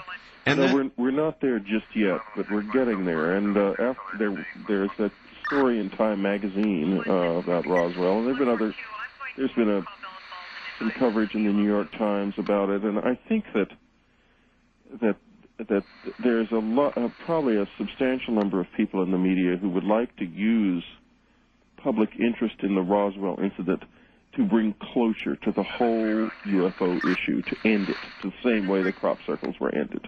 Well, if they're trying to end it with what we're about to explain to the audience, then it's interesting, isn't it? The thing is. All right, look, hold it right there, Whitley. Okay. When we come back, let's tell them what the Air Force is about to say, third time round now, about Roswell. Get ready, folks. As he said, your teeth will drop out if they're capable of doing that, maybe even if they aren't. You're listening to Art Bell, Somewhere in Time, on Premier Radio Networks. Tonight, an encore presentation of Coast to Coast AM from June 19, 1997.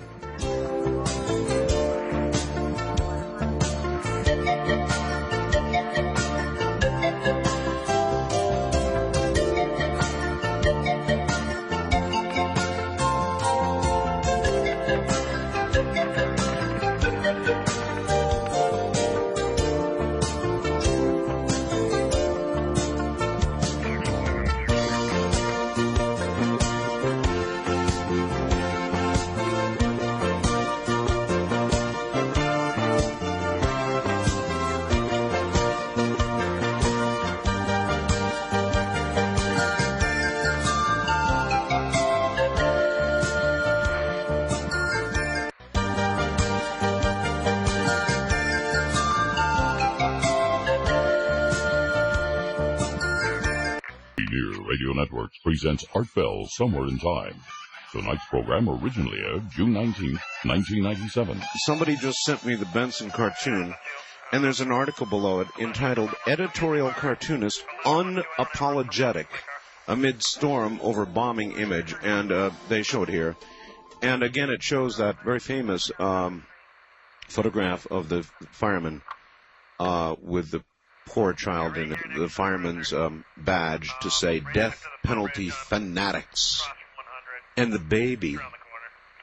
baby is saying, please, no more killing. And the fireman is looking down at the baby, if you recall the shot, saying in Benson's caption, oh, stop your whining. And I think that Steve Benson ought to be flushed like a bad dream. And I am urging my listeners, not only in Phoenix, but everywhere across the country, to call the Arizona Republic and tell them to flush this guy. Goodbye, Benson. Go somewhere else. Go take this kind of trash somewhere else. Am I being clear enough? So if you are as offended as I am by this, and I really am, and so are a lot of people, then make your voice heard. Call the Arizona Republic, jam their phone lines with your opinion. You see, Mr. Benson, who stands next to and many times behind the First Amendment in authoring this kind of trash, needs to understand the First Amendment cuts two ways, both ways, ladies and gentlemen. It cuts both ways. You have a right to express your opinion, as do I. Mr. Benson is, as I am, a public person.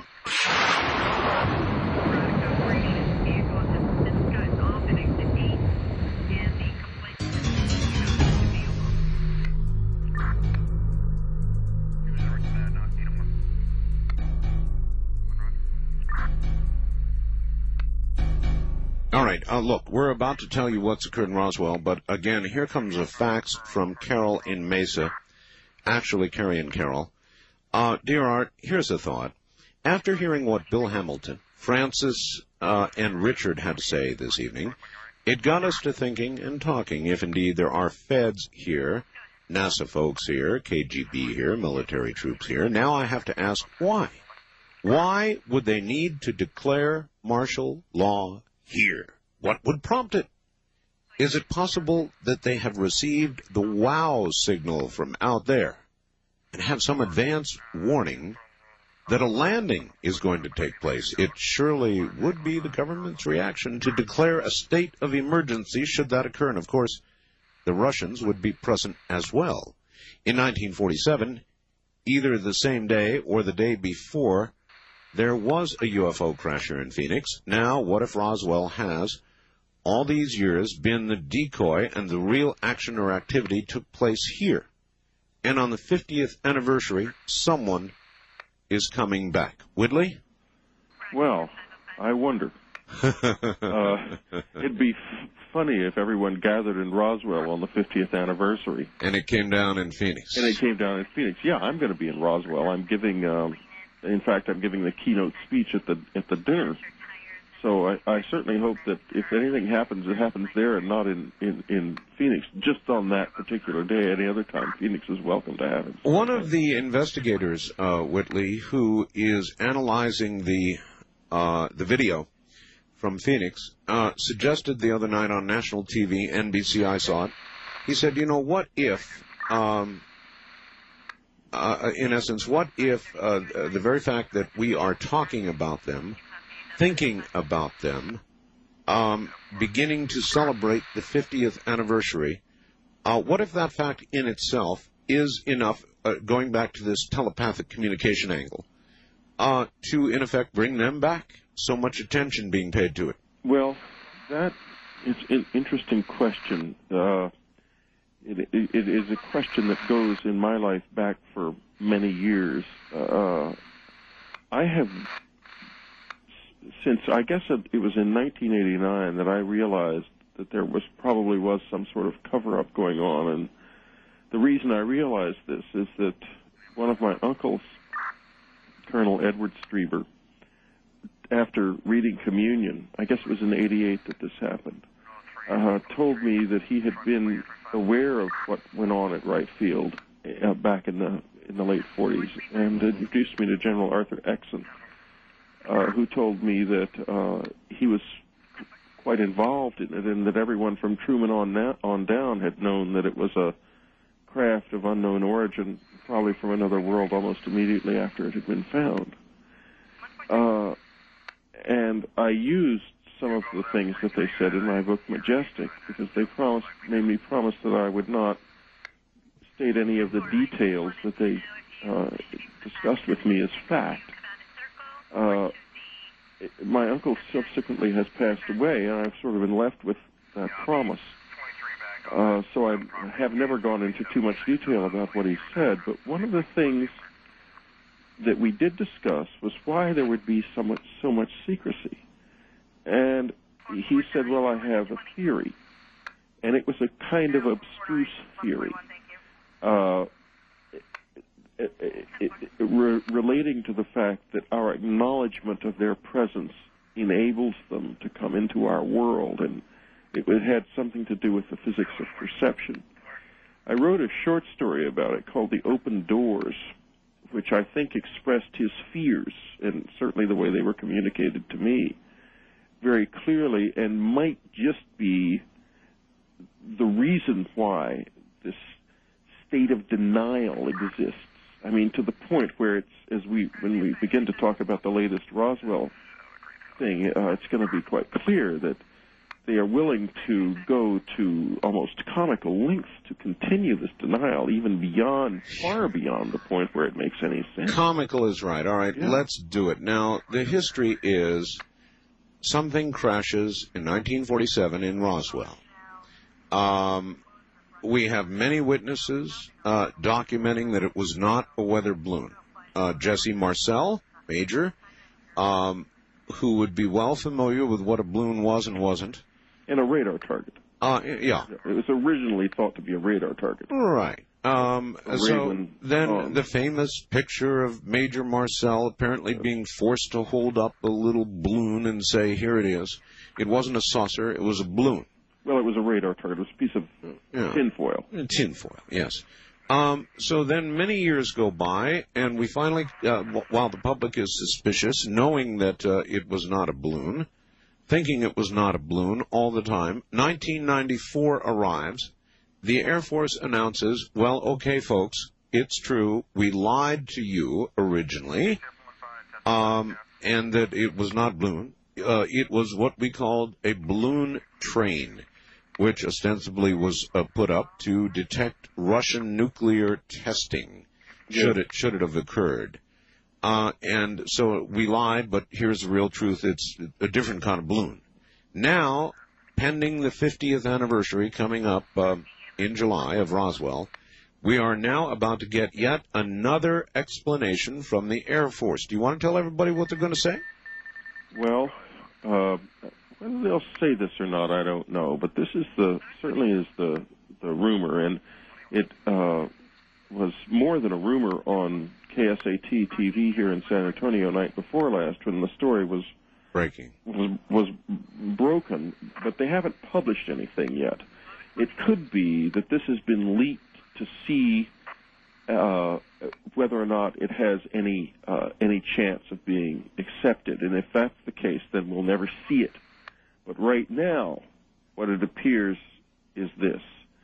They're going to claim that it was a craft, that it was a lifting body that had been designed by two men, the Horton brothers, who were extraordinary airframe designers from Germany who had been brought over here after the war, and that this lifting body contained either a dummy or dummies or a pilot. I'm not sure what they'll ultimately. I've heard more than one story about that. Whitley, what do they mean when they say a lifting body? A body which can essentially what they're talking about is a very, very good glider, to make it simple. Oh, okay. That this body would be raised on a balloon train again, yes, to a high altitude, and then floated over the Soviet Union, then released where it would presumably do reconnaissance and glide off of Soviet territory before coming to a stop. Now, from the scientific standpoint, even if you're not a scientist, the story is laughable. I'll tell you why it's laughable. The rotational winds of this planet, the idea was that the thing had been released from White Sands and it crashed, and that's what this was all about. That there was a craft, and the craft that crashed was this thing. If it had been released from White Sands into the upper atmosphere, which always flows in the same direction from west to east, it's rotationally driven and retarded by the counter-rotation of the moon in the opposite direction. A fact that was as well known then as it is today. It's not been a secret for quite a long time how the upper atmosphere works. Mm-hmm. It would have had to float over the entire United States, over the Atlantic, over Europe, and over the whole of the western, of the Eastern Soviet Union, and into Siberia before it would make any difference, because any atomic test they would have carried out would take place in Siberia. In other words, it would have had to fly farther than a manned balloon has yet gone. And, in other words, it's utterly absurd. It would have been released at the least in Europe somewhere. And in any case, the thing would have been an absolute sitting duck. It never would have made it anywhere. That pilot might as well have just shot himself in the head before they even took off because he was not coming home. Now, these dummies were supposedly in a semi-human form, just very rough dummies. No idea. There are two stories. One story is that there was a pilot in it who was killed. The other story is that there was a dummy or dummies in it. But in any case, the most interesting thing about this is not whether or not it could be true. I think it's not true. I think it can't be true. They may have debris that they may bring forward to show the craft, but if more so, debris, huh? Well, if so, God. it's going to be something that they cobbled together out of old materials in the past. I mean, it can't be real. What I don't understand about all of this, Whitley, is the following. It's almost as though they are intentionally trying to destroy their own credibility, because if they really do this, they're going to be laughed at around the world. And what possible reason could the Air Force have for wanting to literally destroy its own credibility with yet a third explanation of what occurred? Well, maybe they're going to try a comedy cover-up tactic, where we go funny now with the cover-ups. Maybe they're joining the governor of Arizona.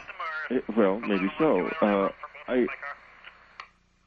I can't imagine that what comes out will actually be this story because it's so utterly absurd. If it is this story, then there needs to be some hiring and firing done in their propaganda department because it would be difficult to believe that this would wash with the public. Although, I mean, you get back to the crop circle story, and everybody laughed about Doug and Dave, and then it ended. It just disappeared from the face of the earth. Maybe it's an attempt to try the same thing again. Well, maybe they have learned. I mean, after all, as you point out, they have been successful in the past, no matter how ludicrous it may seem, except for the true believers. Right. The rest of the American public says, oh, okay. The people who won't stop asking questions are not going to be stopped by this. Let me put it that way. But it might be that you'll see it prominently displayed in the New York Times, snickered about on National Public Radio, laughed about on CNN, et cetera, and so forth. And it will be used as a sort of a psychological method of closing the Roswell story forever. In that sense, it might be a very serious effort. It might actually work pretty well. And it will do exactly to the Roswell story what Doug and Dave did to the crop circle story, which was to take it forever out of the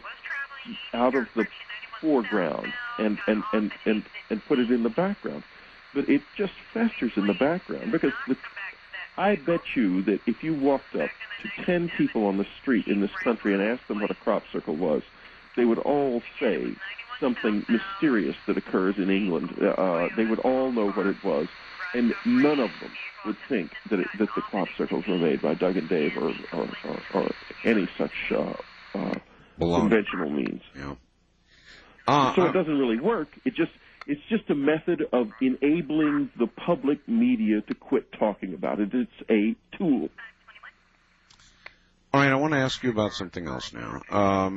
And then we'll take some calls, too. But I want to ask you about this, the Corso book.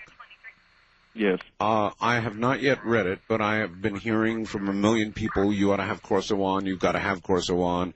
Well, nobody has told me where I can find Corso, or I would have him on. Well, you have to talk to the publicity director at Pocketbooks. Yeah, probably so.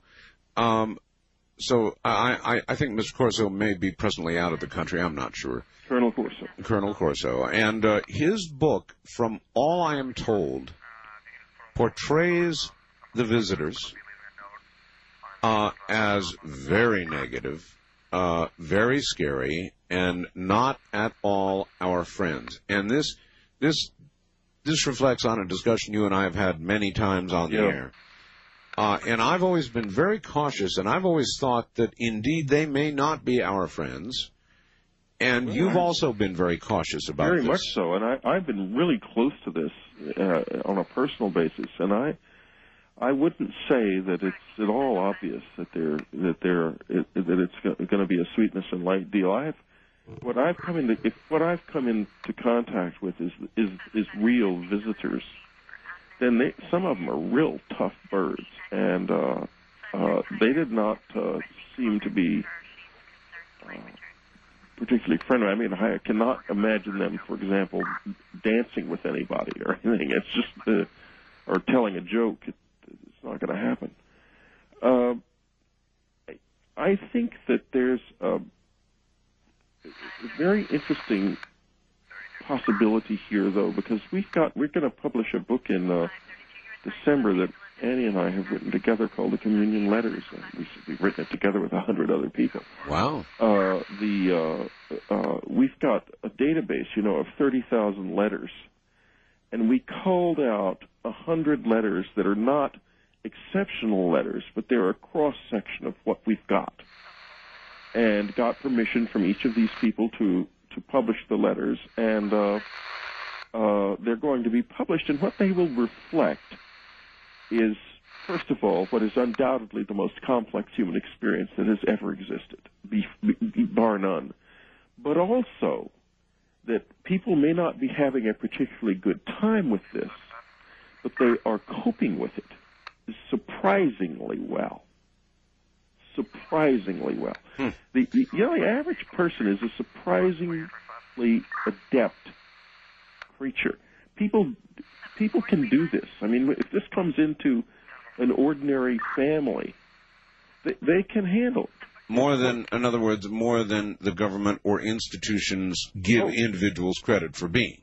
Vastly more. I think that I've always sort of laughingly said that the problem is the people at the top are the ones who can't handle this. All right. Whitley, hold on. I've got a couple of things I've got to cover, and we'll do the news, so relax a few moments, and we'll be back to you. This note, everybody. Hi, Art. Just thought I'd let you know. If you haven't already heard, Ted Koppel just announced the subject for tomorrow night's Nightline broadcast is going to be the frogs of Minnesota. What are they trying to tell us? Evidently, yet another subject that you have been covering for months now has been, in quotes, discovered by the mainstream media. Synchronicity indeed. Larry from Medford, Oregon. Oh, yes, Larry. Synchronistic indeed. It is what I call the quickening. And it is the subject of my book. And when we come back, we will talk to Whitley a little bit about that and much more that's going on. You're listening to Art Bell, Somewhere in Time. Tonight featuring a replay of Coast to Coast AM from June 19, 1997.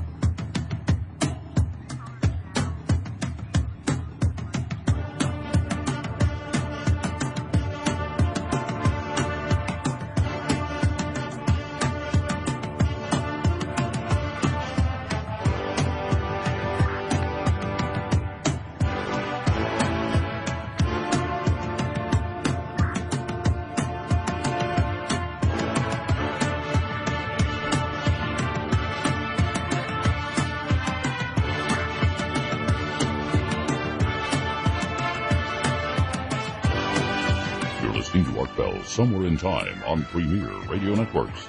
Tonight, an encore presentation of Coast to Coast AM from June 19, 1997. Good morning, everybody. This is Art Bell, and my guest is Whitley Strieber. In a moment, I'm going to have some information for you on the web that relates to the Phoenix sightings, recent articles on the Phoenix sightings, and the Benson cartoon. Just in case you have not seen it yet, we have arranged for you to see it with a link on our website. Of course, due to the incredibly quick, reactive action of Keith Rowland, my webmaster, I am exceptionally disturbed by the Benson cartoon, originally reported on my program last night, and then breaking as a national news story during the day. And I mean, no, I'm not just slightly disturbed by it. I am disgusted by it. I am angered by it. I just got a fax from Doc down in Phoenix, who will frequently fax me about things, and he suggests that I have simply no idea what the First Amendment means. He says, Benson's cartoon, disgusting. Yes, outrageous, yes. The First Amendment does not protect apple pie, baseball, and the flag. It protects the oddballs, like Benson. You would have objected to the photo of the Vietnamese girl running naked from a napalm attack being published also. You don't have any idea, he says, what the Bill of Rights mean. Doc, yes, I do.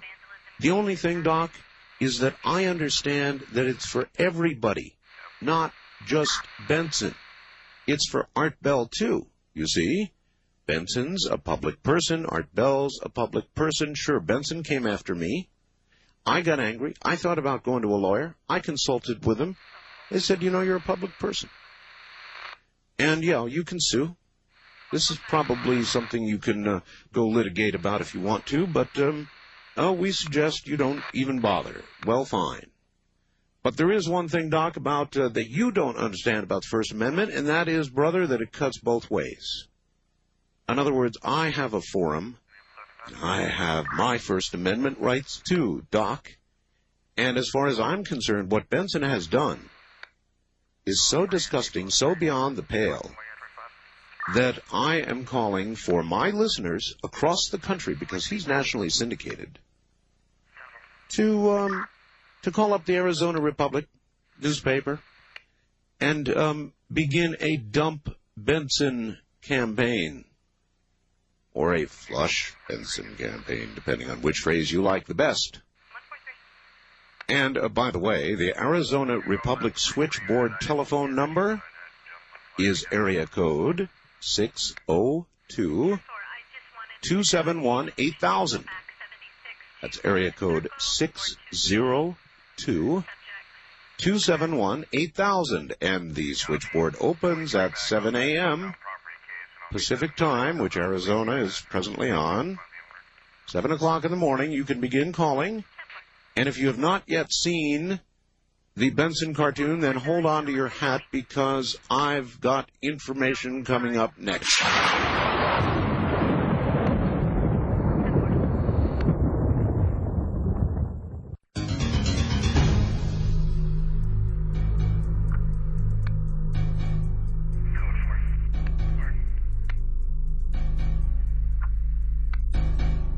Quickly to, of all places, adjacent to Phoenix, Mesa, Arizona, where all the action seems to be. Here is my webmaster, Keith Rowland. Keith? Good morning. Good morning. You have done your usual fine work, and would you please tell everybody what, if they come up to my website right now, what you have just put up there for their edification. Okay, I'll run down real quick here so we can get on with the program. Sure. In our latest news and items area, we have a couple items at the top. One is listed as Benson cartoon links, and another one is more interest on Phoenix UFOs. If you click on either one of those two links, it'll take you over to our related web links page, and this is the page where I like to accumulate all the different links of the various topics that we talk about on the program and things that interest people. So once you click on one of those two top items on the home page, you'll go to our links page. And what I have there is a few links over to the Arizona Republic newspaper. The first one being the cartoon itself, the Benson cartoon. You click on that, you'll go over there, and you'll get their page and show the cartoon. The second link goes to an article that one of the columnists had wrote regarding the hubbub about the cartoon. So there's another article there about the cartoon controversy. Is that the Associated Press version, do you know, the one that says editorial cartoonist unapologetic amid storm over bombing image? No, this is a new article by an Arizona Republic reporter. It's also dated June the 20th, so that makes it today. And believe it or not, they have a post your opinion of Benson's cartoon link. No kidding. So there you go. So you've got all of that up on the web right now. Okay, then after that, we have a few more links for the Phoenix UFO sightings. Also in the Arizona Republic, is a news story also dated today, June the 20th, covering all the things that have happened regarding the new coverage of this episode, talking about even Frances Barwood and all the stories that have been running on the networks and so on. And they cover a lot of details, and there's a very lengthy article on the web with some links to some other stories that they've done. They talk about Governor Fife Symington and what he's done, and they have some quotes and a pretty good little story on the website there for people to look at. And then we still have another link to the CNN story and some of the original links to some of the websites that have some of the original pictures from a few months back. Good deal. Okay. Listen, one more question. Sure. Are you confident about your water supply down there? Don't drink the water. Thank you, Keith. Good night. Good night. All right, that's www.artbell.com. www.artbell.com. And if you want to see the cartoon, I wouldn't call it a cartoon. To me, it's just a flat, damned outrage. An absolute outrage. It's an outrage. Let me give you one more time the Arizona Republic switchboard number. I checked it out. It's area code 602-271-8000. Area code 602-271-8000. Maybe there's a nice job for Mr. Benson at a small, obscure, little bi-monthly newspaper in a Midwest town someplace or another. Back now to Whitley Strieber in San Antonio, Texas. Whitley. Yes, sir. The World Wide Web is indeed a wonderful tool, isn't it? Indeed it is. And I have this feeling that if we are to be saved in terms of information flow that is not restricted by nor controlled by the government, it is the World Wide Web. Yeah, if you can learn to discriminate, it's a great place to go. It's full of information, but it's always hard to tell what's for real and what's not. That's one of the problems with it, but I think people are getting rapidly more sophisticated about that. Brian in Fort Wayne, Indiana, writes the following. Dummies. Hi, Art. The recent news release of dummies being dropped from weather balloons to test parachute drops is too absurd. It can only be disinformation, a disinformation campaign to shed light on the initial cover-up. And I can't imagine how anybody contemplating the release of such a story could regard it in any other way. Whitley, can you? No. As I said before, I thought that it seems hard to believe that they're going to release this. And yet, if you read this month's Popular Science, which has a story on Roswell, it certainly suggests that they think that it was some kind of an exotic aircraft, connected with something called Project Paperclip. Again, an aircraft designed by these two people, Horton brothers. Yes. Now, it could be that if that's true, what the Air Force is really trying to cover up with this latest story is the fact that an extraordinarily advanced aircraft did crash at that time. That was one of ours. The problem is it's been 50 years. Why continue to try to cover that up? It doesn't make sense because surely whatever technology was present in an aircraft then would be common knowledge by now. You betcha. So that story doesn't hold water. And in addition, the Project Paperclip, which I've known about in the past, as I understand it, was not an operational project, but more of it was speculative. And the Popular Science article seems to imply that a belief that the ship that they were referring to was actually built. I don't think that the materials that they had available in those days would have been able to make to sustain a structure moving as fast as this aircraft was supposed to be able to move. In other words, it would have just fallen apart. All right, I want to turn the conversation for just a second. Then after the bottom of the hour, we'll go to the phone. So, everybody's going nuts trying to get through here, and I understand that. Tomorrow night, Ted Koppel is going to be covering the mutation of frogs, something I've been covering for a very, very long time, along with other ecological problems that we're presently experiencing, that which I put in my book. And it's called The Quickening, and I believe firmly, Whitley, that we really are undergoing a quickening. And it would seem so. It may be going faster than even I thought when I wrote the book. We've got an ice shelf about to break off in the Antarctic. We've got single-celled animals in the Antarctic beginning to show DNA structural changes, which is really frightening. We've got ozone holes opening up that are astronomically large. Changes occurring in the ocean. We've got Hysteria, this really weird fish problem, and this bacterium that lies at the bottom of the ocean waiting for pesticides or whatever it is that we throw in the water to activate. I could go on and on. Our environment is sort of crumbling before us, and I thought I'd just get your comments on it. I'm sure you've had time to think about it. Well, my first comment has to do with the El Nino that's developing in the... Thank you. That's one I didn't mention. Thank you. Right now. Because this El Nino is unusual. First, it's the strongest one that's ever been recorded, and second, it's happening at exactly the wrong time of year for such a thing. Yes. And the problem with it is that at the moment we believe that the El Ninos have to do only with surface water. In other words, the water within 50 feet of the surface. Mm-hmm.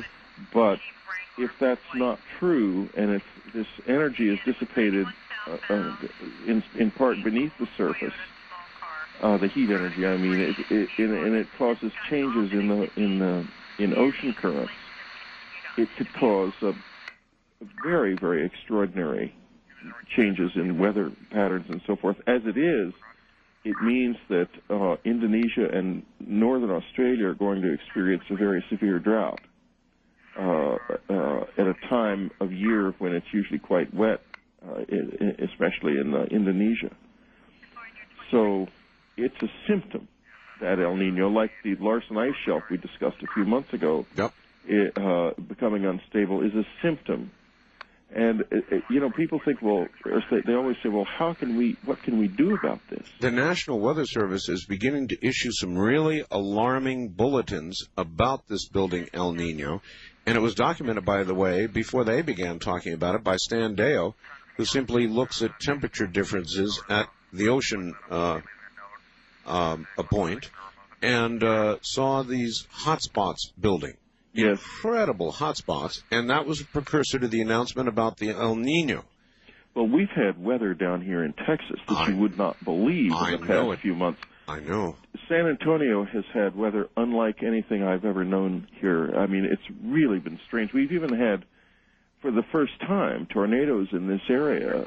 And, of course, north of San Antonio, there was a terrible tornado that hit in Jarrell in north of Austin. Yes. But our weather has been shocking. It's been really violent, and it has to do with this flow of unstable air coming out from the Pacific and across Mexico.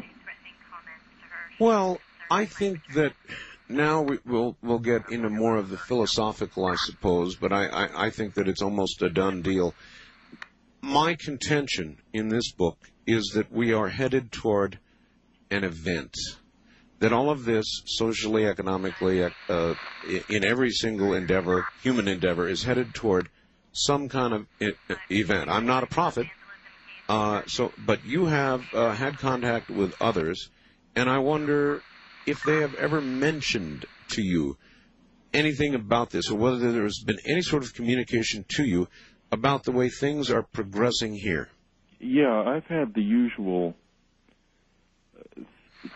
feeling that so many people who have the close encounter experience are left with, that there is a sense of urgency about the state of the planet that's very serious. That's been a feature of my experience right along.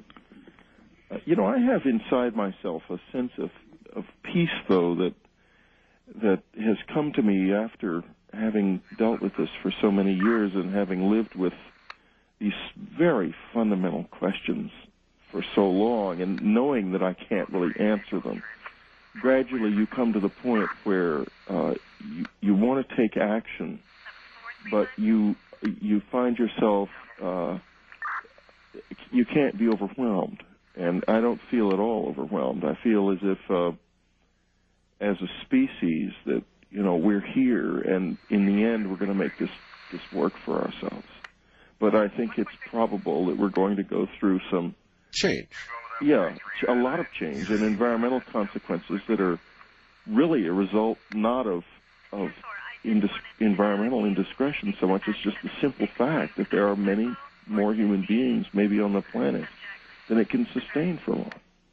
Well, some will talk of God, some will talk of nature. I talk of both. I think of the planet as almost a living entity, much as Native Americans do. Yes. And it seems to me that if we keep doing what we're doing, there's going to be simply a natural, underline natural, reaction. For every action, there generally is some sort of reaction. And I think eventually the Earth is going to react to what we are doing. Yes. And we're being given a lot of warnings. A lot of canaries are falling over dead. And so far, we're not paying much attention. We're just shoveling the canaries into a big pile and burying them. But I'll keep making noise for as long as I can. Whitley, when we come back, so many subjects are on the table tonight. But I want to give the audience an opportunity to ask you about any of them. So okay. How about that? We'll do that when we come back. Whew. Sometimes radio is like this. You're listening to Art Bell Somewhere in Time on Premier Radio Networks. Tonight, an encore presentation of Coast to Coast AM from June 19, 1997.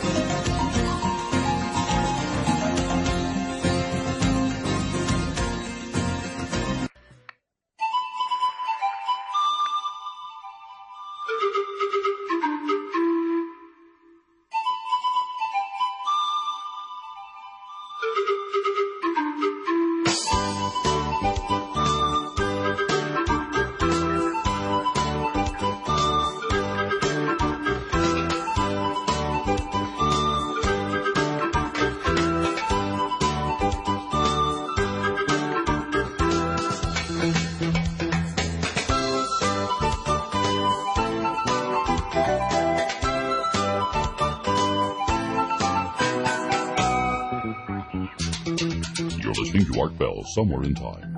Tonight featuring a replay of Coast to Coast AM from June 19, 1997. Good morning, everybody. We're about to go to phones here in a moment. If you have a question for Whitley Strieber, I think he's ready. We'll try and answer just about anything that we can. There is so much to discuss, so much to talk about. Anyway, he's a man who's dealt with these sorts of issues all his adult life. And so he's the right guy to ask.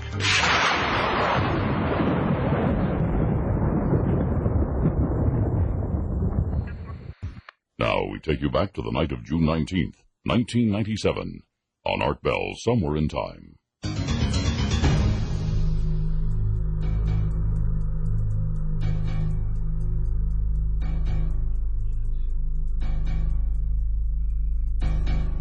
Back now to Whitley Strieber in San Antonio. Yes, indeed, an area where there's been some rough weather that we have reported on.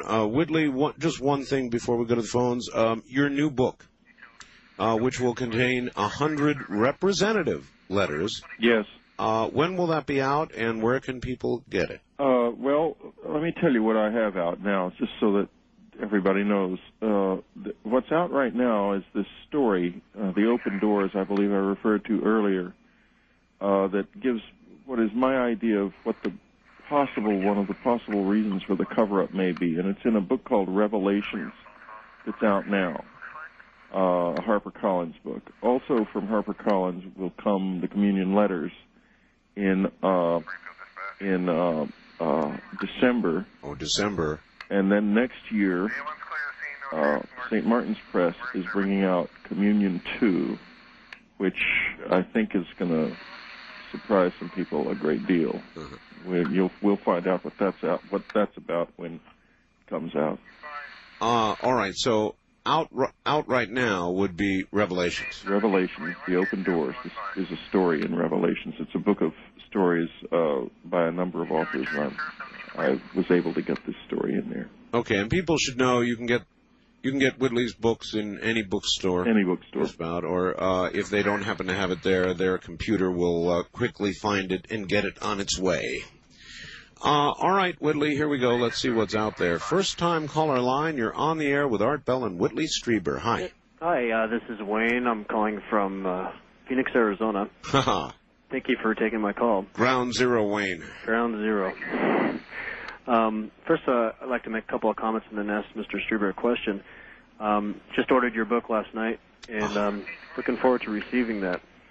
Also, I was quite surprised by Governor Symington's little hoax he played today. I don't know if you caught. Do you think that's... let me ask you, since you're in Phoenix, and since you know your governor certainly better than I do you think that when he made the original announcement, he intended it to be a hoax? Well, any normal person that I know who would make a joke would, right after making a joke or after he was kidding, would say, I was kidding. Just kidding, folks. But instead he had to call an emergency press conference hours later? I think at first I was disturbed by that in the sense of what took place and what he ended up doing. But I thought about it, and then I thought to myself, well, hey, maybe this was just a strategy. We know how biased the media is, and by Governor Symington pulling a prank such as this, maybe it prompted the media to take a different look or a different direction. Well, you know, it's funny, but I thought the same thing, and I asked Frances Barwood earlier about that. I said, was this a particular watershed day in his continuing fight with the federal government over these, whatever it is he's involved in? And she said, no, this has been ongoing and ongoing and ongoing, so there wouldn't be any particular reason to try and divert attention from it on this day. Anyway, sir, do you have a question? I certainly do. Mr. Strieber, I had an encounter, I believe I did, and the book that I read, the first book that I read that you authored was Communion. I was intrigued by it, and there was a lot of similarities in that book that also occurred with myself. I guess the question I had for you is, does hypnotic regression work for certain individuals, or is it limited? Yeah. Well, first of all, hypnotizability it varies from person to person, and it can be tested. There's a test called the eye roll test, which a qualified practitioner can use to tell whether or not you'll be hypnotizable and how hypnotizable you'll be. Now, as to what it does, well, hypnosis is not a call for the truth. It focuses the attention, relaxes the person, and focuses the attention on the desires of the person doing the hypnosis rather than the individual being hypnotized. Now, this is a two-edged sword. One, it enables you to concentrate quite wonderfully. It's an amazing experience in that sense. Two, the bad side of it is that you have a tendency to provide the hypnotist with a narrative that they want to hear. In other words, you want to please the hypnotist. That happens under hypnosis. I work presently with a psychologist I've been working with for about a year who puts me under hypnosis and is completely silent after she puts me under hypnosis. She says nothing whatsoever. She doesn't ask any questions. She just basically sits there and waits. And we generally set up a plan of it beforehand, and I find that I'm very well able to carry out the whole process without any input from anyone at all. And I think probably it's a good way of going if you're going to try hypnosis. I've had success with it. I had success with it with Dr. Donald Klein, and I'm having success with it now. When you get into trouble with it is when the hypnotist is asking leading questions and you construct a narrative. And then you're in trouble because you don't know for sure whether it's your imagination or a real memory from then on. So I'd be real careful about that. Could you possibly make any recommendations or know of any people in the Phoenix area? Well, what I would recommend is that, first of all, you work with a licensed practitioner of some kind, a certified hypnotherapist if they have that in your state, or a licensed psychologist or something. They might not hear. Well, I don't know. I would not work with an unlicensed practitioner for the simple reason that they don't have the same level of responsibility of someone who's maintaining a license, and probably not the same level of expertise either. I would, in general, look up to see if you could find someone who is neutral about the UFO issue and the alien issue, who has no or is willing to deal with you from the standpoint of having no particular beliefs one way or another. If they have beliefs about it, let them keep them to themselves. That makes sense to me. Good luck, caller. Thank you, sir. Right, that's the kind of person you want to find. That really does make sense. I think it's good. I think it works. East of the Rockies, you're on the air with Whitley Strieber. Hi. Good evening, gentlemen. How are you? Fine. Where are you? Cleveland, Ohio. Cleveland. Oh, Cleveland. I love Cleveland. Yeah. One of my favorite places. I'm really serious. Yes, we're getting unusual weather here, that's for sure. Listening to the show for the last 8 months, it seems like everybody's running around trying to figure out is it or isn't, and I can pretty well guarantee you that there is alien forms on this earth, because some people, we're contained in one. The country just has so many people and so many places to go, and obviously these people are here who know what's going on, but they're not talking. And I know people who have talked, and I guarantee you there are alien beings on this earth. And these people are eyewitnesses. In fact, they have guarded spaceship and the aliens at the Air Force bases.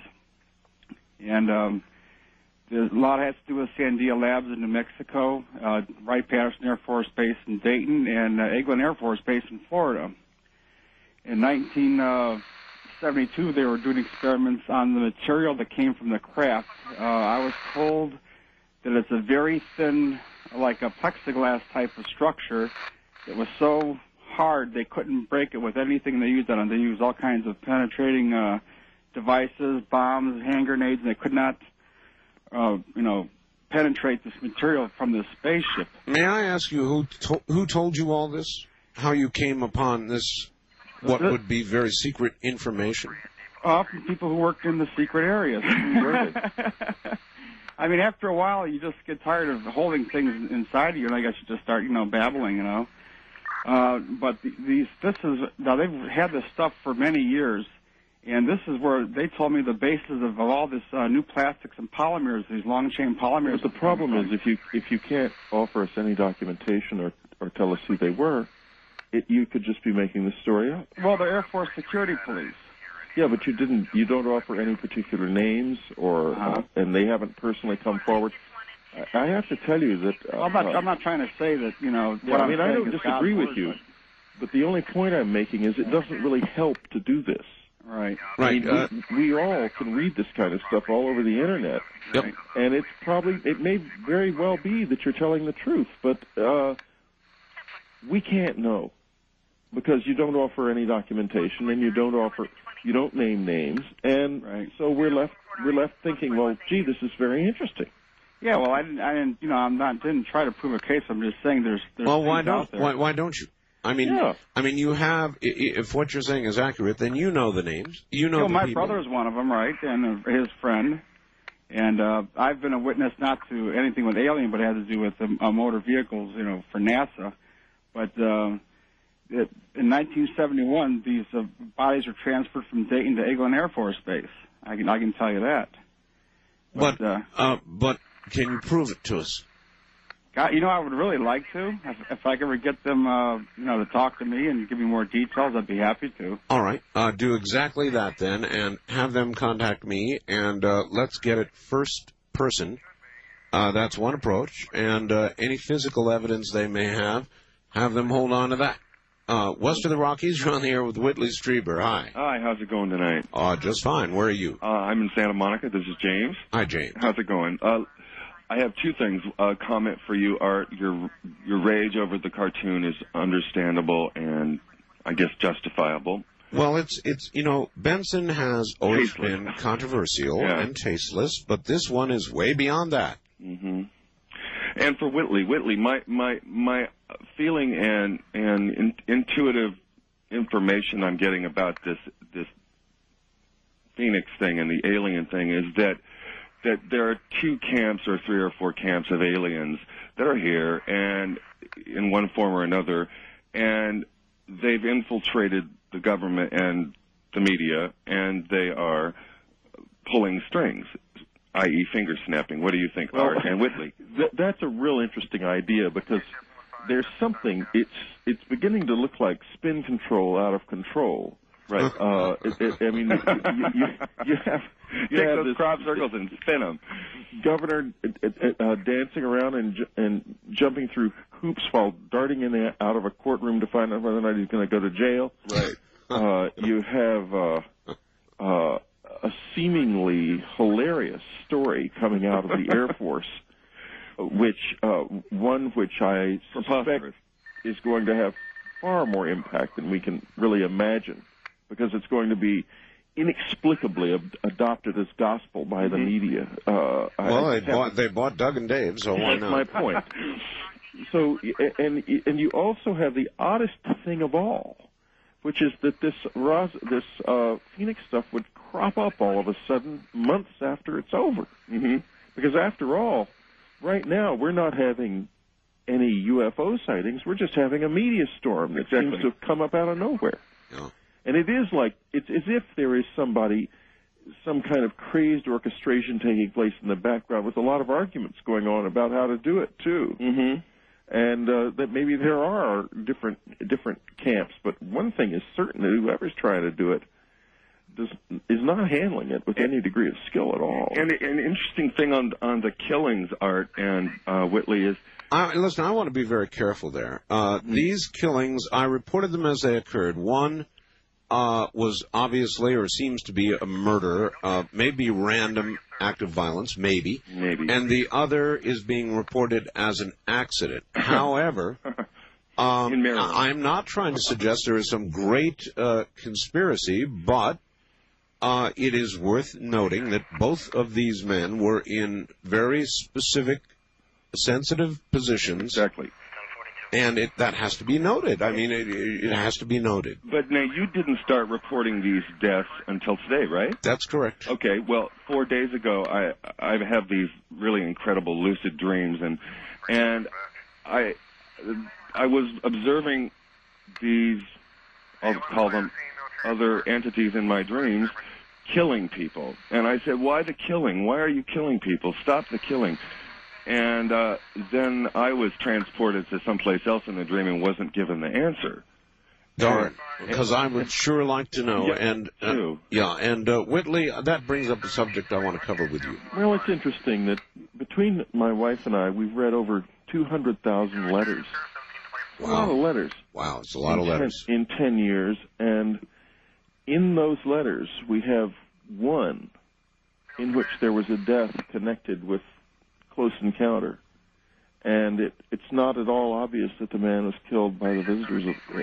To the contrary, his death was much more mysterious. Yeah, I was about to say I'm a lot less worried about the visitors and my own personal safety than I am about the two-legged ones walking around down here. Well, what worries me about the close encounter experience is this, that if if it's something that we can't control, and that they are as negative as people like Colonel Corso say, they're going to transform our society and our lives in ways that are going to make it really unpleasant to live here.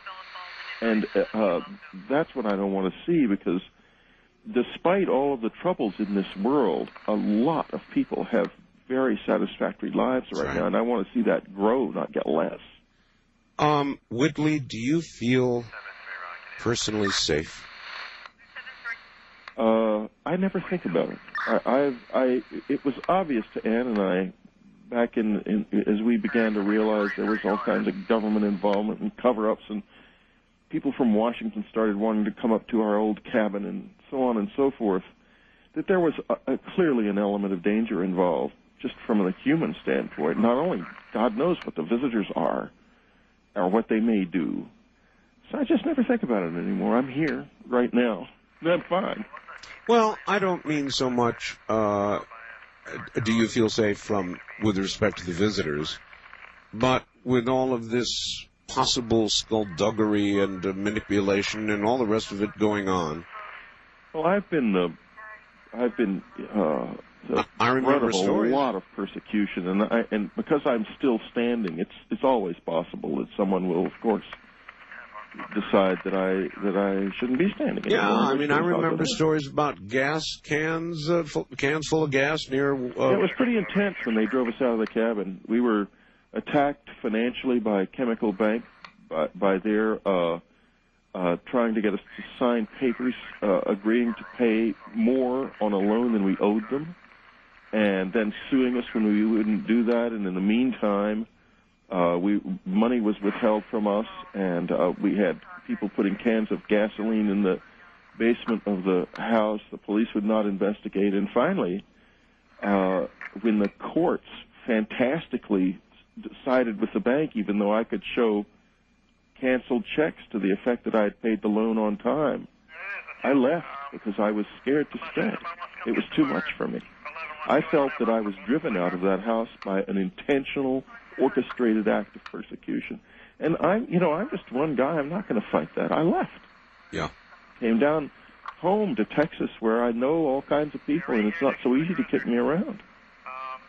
If they want to kick me around in the courts, I'm going to have to work hard to do it. Do you now spend most of your non-tour time in Texas? I spend my time real close to home in San Antonio, surrounded by friends. I hear that. All right. Well, listen, we're at a choice point. Whitley, you can go to sleep if you wish, or you can spend another hour if you wish. It is your choice. Well, I have to opt in favor of calling it a night. All right. Because it's 4 o'clock in the morning here, and I've got to get up at about 7. I know, and I heartily appreciate your being here. And you're now caught up on everything. It should be rather interesting, Whitley, to watch how all this develops, huh? Well, I'll be watching, you can believe it, and I'll be interested to see what happens at Roswell on the 4th. Indeed. And hopefully, if it's going to happen, as we said, it'll be Roswell and not Phoenix. Well, whatever unfolds, let's hope it's for the good and not something awful. But one thing's for sure, something's going to happen. Whitley, thank you. Thanks a lot. Good night. That's Whitley Strieber, everybody. That's it, folks. From Phoenix. Yeah, from everywhere. Good night.